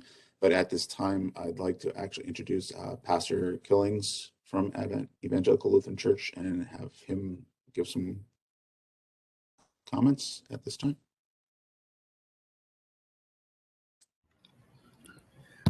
Thank you. Thank you, Carl. I'm Reverend Dr. Leonard Killings, and I've worked in ministry at several world-class hospitals in the Cleveland area. However, my greatest crown of vocational satisfaction is serving the membership and the community of the Advent Church in the Lee Harvard area of Ward 1. Joseph Jones was councilman when I began in 2001. Many of my politically active members supported all of his campaigns, as well as supported voter education and voter participation in the community. Advent members are civic-minded. One Advent member was a 4-term city councilman, another a 4-term state representative, another a director of Urban League. Over the past 20 years at Advent, I have heard narratives and witnessed a membership dedicated to the community. During Advent's 60 years, members consisted of Army, Navy, Marine, and Air Force veterans, Tuskegee Airmen, police officers, local postal workers and supervisors, Cleveland car factory and steel mill workers, educators, supervisors, school custodians, principals, teachers, and a band director, RTA workers and supervisors, social workers, nurses, lawyers, a dentist, a Tri-C vocational counselor, and a Tri-C Jazz Legend of the Year, along with other musicians, and a NASA physicist and later NASA EEO officer. I noted earlier that the Advent Building, the Advent Building is an example of one of the local early springboards into the pool of architectural success that the Whitney and Whitley Company can reflect back on as they now look down from more loftier diving boards and continue to plunge into astoundingly deeper pools of architectural achievement, notoriety, prosperity, and creativity. Our membership, Scott may not be aware of, included James Whitley Jr.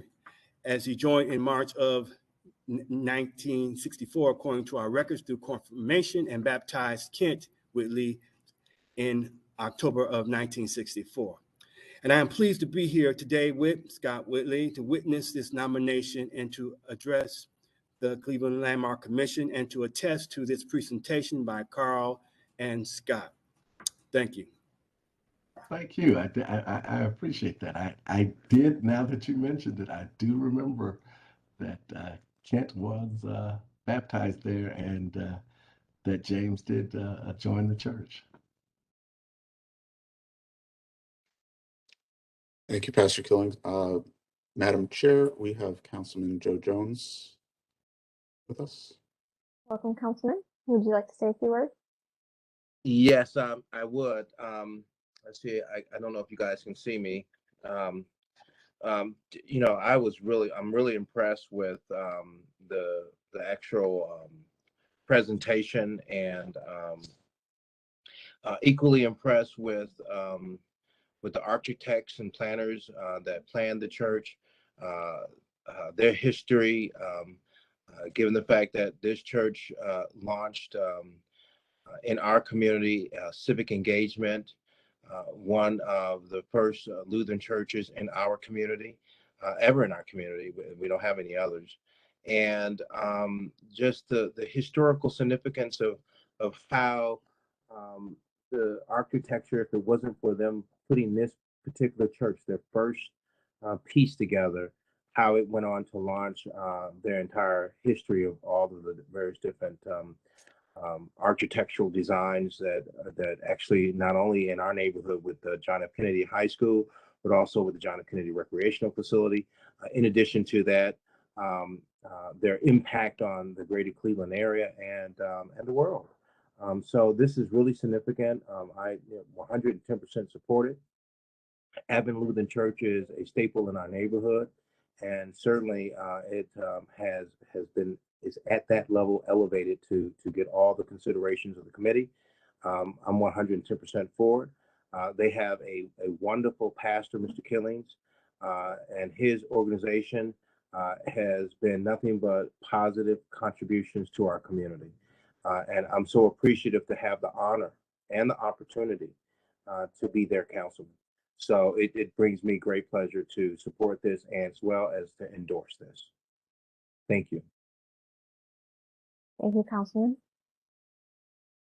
Mr. Brendis, is there any additional items for our presentation, or should we move on to commission feedback? Thank you, Madam Chair. I am finished at this time. Excellent. Well, thank you for such a thoughtful presentation and the addition of the history on the architect.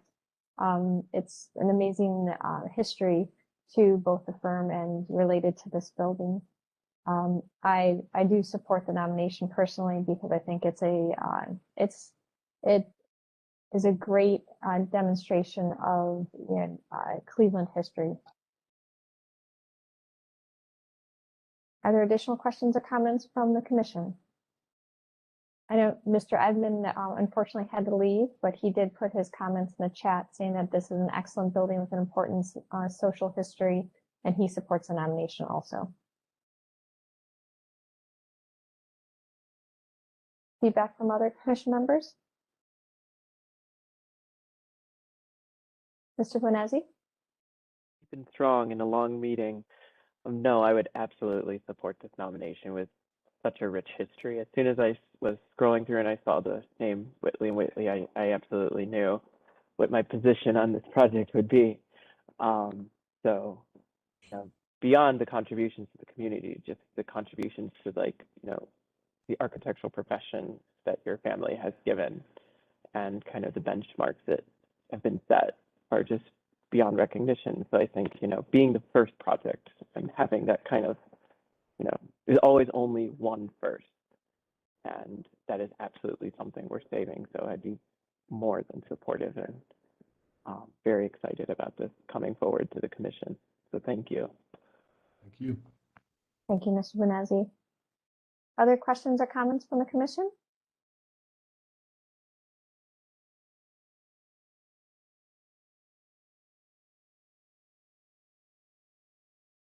Any additional questions or comments or motion? Would someone like to put forward a motion? Mr. Dreyer? Yes, I'm happy to make the motion to nominate this as a. Okay, so thank you for that motion. Do we have a second? I'll second that motion. Thank you, Ms. Anderson. Any further discussion? All right, Mr. Pettit, please call roll and announce the results. Ms. Anderson, Yes. Mr. Bonazzi, Yes. Mr. Dreyer, Yes. Mr. Tarasik, Yes. Ms. Trott. Yes. The motion passes unanimously. Thank you. Excellent. Well, we look forward to support the continuation of this process for nomination. Thank you very much. Thank you. That concludes our landmark nominations. We'll move on to administrative reports. I just have a couple of items. I'm really happy to report that City Council and the Finance Department have given us a full-time employee. And we'll be posting those jobs in the very near future. Sorry, it's been a long meeting. The other item I've already mentioned, and that is the BZA overturned our decision on the Hovis house on West 32nd Street. They determined that we were, in fact, arbitrary and capricious. The one item that ought to be mentioned is that the councilman was there to support the applicant. And he also indicated that he may be introducing legislation to take the review of solar panels out of our code. And I'm a little disturbed by that potential. It's not unlike the potential removal of clay tile roofs. You know, I think we showed today that we can approve solar panel applications in certain circumstances, and I think that should continue to be our policy. I think we do have to you know, further refine our standards for solar panels, I think, but I don't think they should just be removed from our consideration, because they do impact, you know, the architecture of a building, you know, and I think we can find a middle ground where we can support the technology and find ways to make solar appropriate for historic buildings. That's all. Other than that, I have nothing else, unless I'm forgetting something, Carl, or if you guys have any questions. The new Bridgeworks site visit, it was rescheduled till 3 p.m. next Tuesday. For those of you who did not visit, they are, since their original plan did not receive the funding they were requesting, they are now looking to demolish not only the 1960s building, but now the Art Deco building. So they are looking at the 1941 Art Deco garage. So 3 p.m. next Tuesday. I am personally not going to schedule this, so if you want to go out and do the walkthrough on your own, they will be out there. Also, I got a call from Cleveland Metro Parks yesterday. Apparently during their excavations for their new dock in the Cleveland Center National Register Historic District, they found a time capsule that was placed there not too long ago, but there was a rock that was placed over the top of it that somehow got moved, and it was not where it was supposed to be, or the rock was not where it was supposed to be. So what they have done is they are taking they're taking the time capsule and reburying it by the rock so that in the future it can be found where it's supposed to be. So, because they have dug out an entire canal for a new docking slip, I believe, out over there. Thank you. Thanks, Carl. Thanks, Don. I think it's interesting, and we should have more conversation on solar panels, because I think, and like we said, it was not the installation of the solar panels, it was the roofing material that, you know, we at that time, or half of the commission had objection to. And since it was a even number, it failed by default, correct? It was a split decision on the roofing. Actually, it was a unanimous vote. Was it? We voted to deny it because the applicant wouldn't table the project. He asked us to take action so that he could appeal our decision. So that it was in fact a unanimous decision, but I think we were kind of forced into that. We couldn't separate out the roof from the solar panels. I think we could have worked with him and come up with a better solution, but that's not where we ended up. Sure. Well, I think it would, as this continues, to move forward, keep us, as you always do, informed so that we can, it would be sad if they took that out also, just like the clay tiles. Has that moved forward to approval, the removal of the clay tile roofs from over in our jurisdiction? It has not. We had a discussion with the councilman. I don't think it was ever his intention to proceed with it. I think he just wanted to make a point, and I think he made his point.